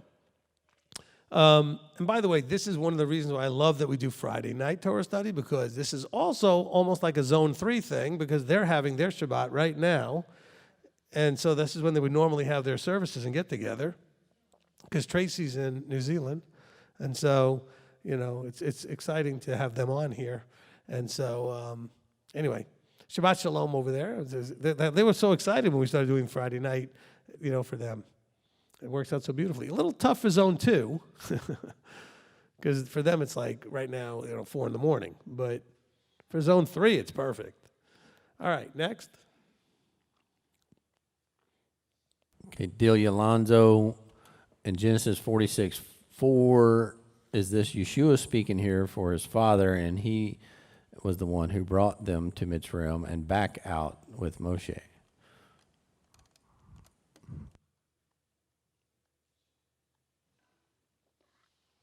Okay, so almost all the interactive, seeing, meeting, speaking with is Yeshua. Okay, because Yeshua says, none has seen the Father or heard his voice. Okay, so not the Father. Listen to the Father and the Son teaching in case you get more clarity, Delia. But, the thing is here, he's saying is, I'm going to cause or allow all this to happen, not other people, not other sources, not other Elohim or anything else. I myself will make sure that this all happens. Not that I'm going to physically come down there and lead you like in the pillar of fire and cloud and the stuff. He says, I'm going to myself make sure this all happens. Okay? So he's actually standing guarantee, so to speak, by saying, I'm going to do this myself. It's not just going to be random or this, that. It's me making sure this all happens. Okay, so who's doing the talking? The Son is doing the talking. However, what is Yeshua anyway? He's the voice of the Father. So you might as well think the Father was talking, because he's the voice of the Father, right? And so who's actually doing the speaking? Yeshua. But everything he said. Everything I said is what the Father tells me to say. So it might as well have been the Father speaking. But it was, you know what I'm saying? Does it make sense? All right, next. All right, I got just a few questions that they don't have verses. Mark S., why didn't he contact home while he's at Egypt? And why y'all allow Jacob to suffer when he lost Joseph? Okay, so first of all, these are, let's start with this. Joseph was not going to be able to contact his family until he got the position. He wasn't going to do that from Potiphar's house as a slave. He wasn't going to do it from jail. Okay? So he was only in this position a very brief time when his brothers show up. Okay? And I have to believe that the position he was put in kept him pretty busy. He was second to Pharaoh, running Egypt. All right? So he probably had a lot to do. Now, that being said, let's take the other side of it. His family were nomads. They roamed, okay? They were tribes that roamed. So he didn't necessarily know where they would be, whether they kept the same patterns that they had done when he was still there so many years earlier, okay? And so that's one reason. But the other reason is reaching out to his father, I don't think he was ready to deal with his brothers. And I don't think he could do one without the other. Okay? I don't think there was any way he was going to deal with his father without dealing with his brothers. As a matter of fact, you see the way Scripture plays it out, he deals with his brothers first before dealing with his father. Okay? Because that needed to be healed and dealt with first. Plus, what was the first thing he wanted to know? Is my father alive? He had no idea at this point even if his father was alive. Because after all, how old would his father have been at this point, right? Okay, so I mean, after all, that's the question that Pharaoh asked him, how old are you? Well, he's getting pretty old. He said, 130. Which means that when Joseph went into captivity, so to speak, when Joseph was taken, he was already 100 years old, over 100 years old. And so at this point, people weren't living to 600 anymore, 900 and all that kind of stuff. And so he had a good, possibility that his father wasn't around anymore at this point. So why would he go and look for him when all he might find is his brothers? Because that was a possibility. He was, so he asked when he saw them, is your father alive? Anyway, next question.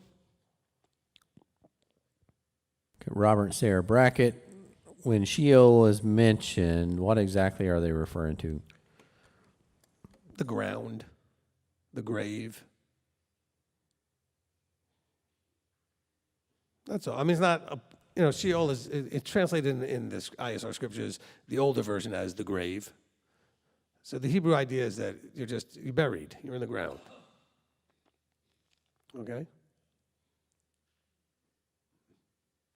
Okay, last one I think would be relevant here. Delia Crumbaker, what does it mean that it says, and let Joseph put his hands on your eyes? That's 46:44. There is no 46:44. There's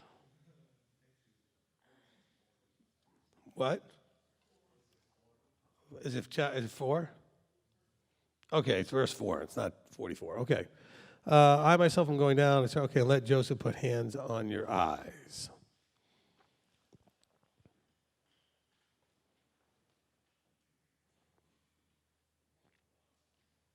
Okay, so he just found out that his son is alive. Okay? And so now he's being told, because it's hard to believe, right? He says, go see it for yourself. Okay? It's, again, idiomatic phrases from, what, almost 6,000 years ago or 4,000 years ago, whatever. I mean, it's a long time. And so language does change, and the phraseology and things that, I think this was an idiomatic phrase, like, go see it for yourself. Okay, go let Joseph put his hands on your eyes. In other words, go see it for yourself. I mean, you heard word he's alive, but you don't see him.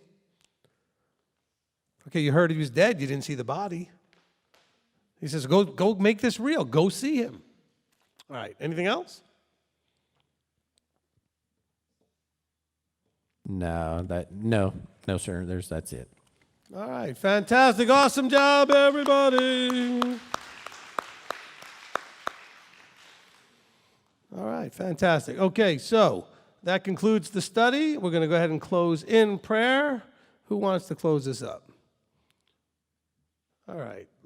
You know what? I'm going to let Steve do it. I'm going to bless him with being able to do it after his moment.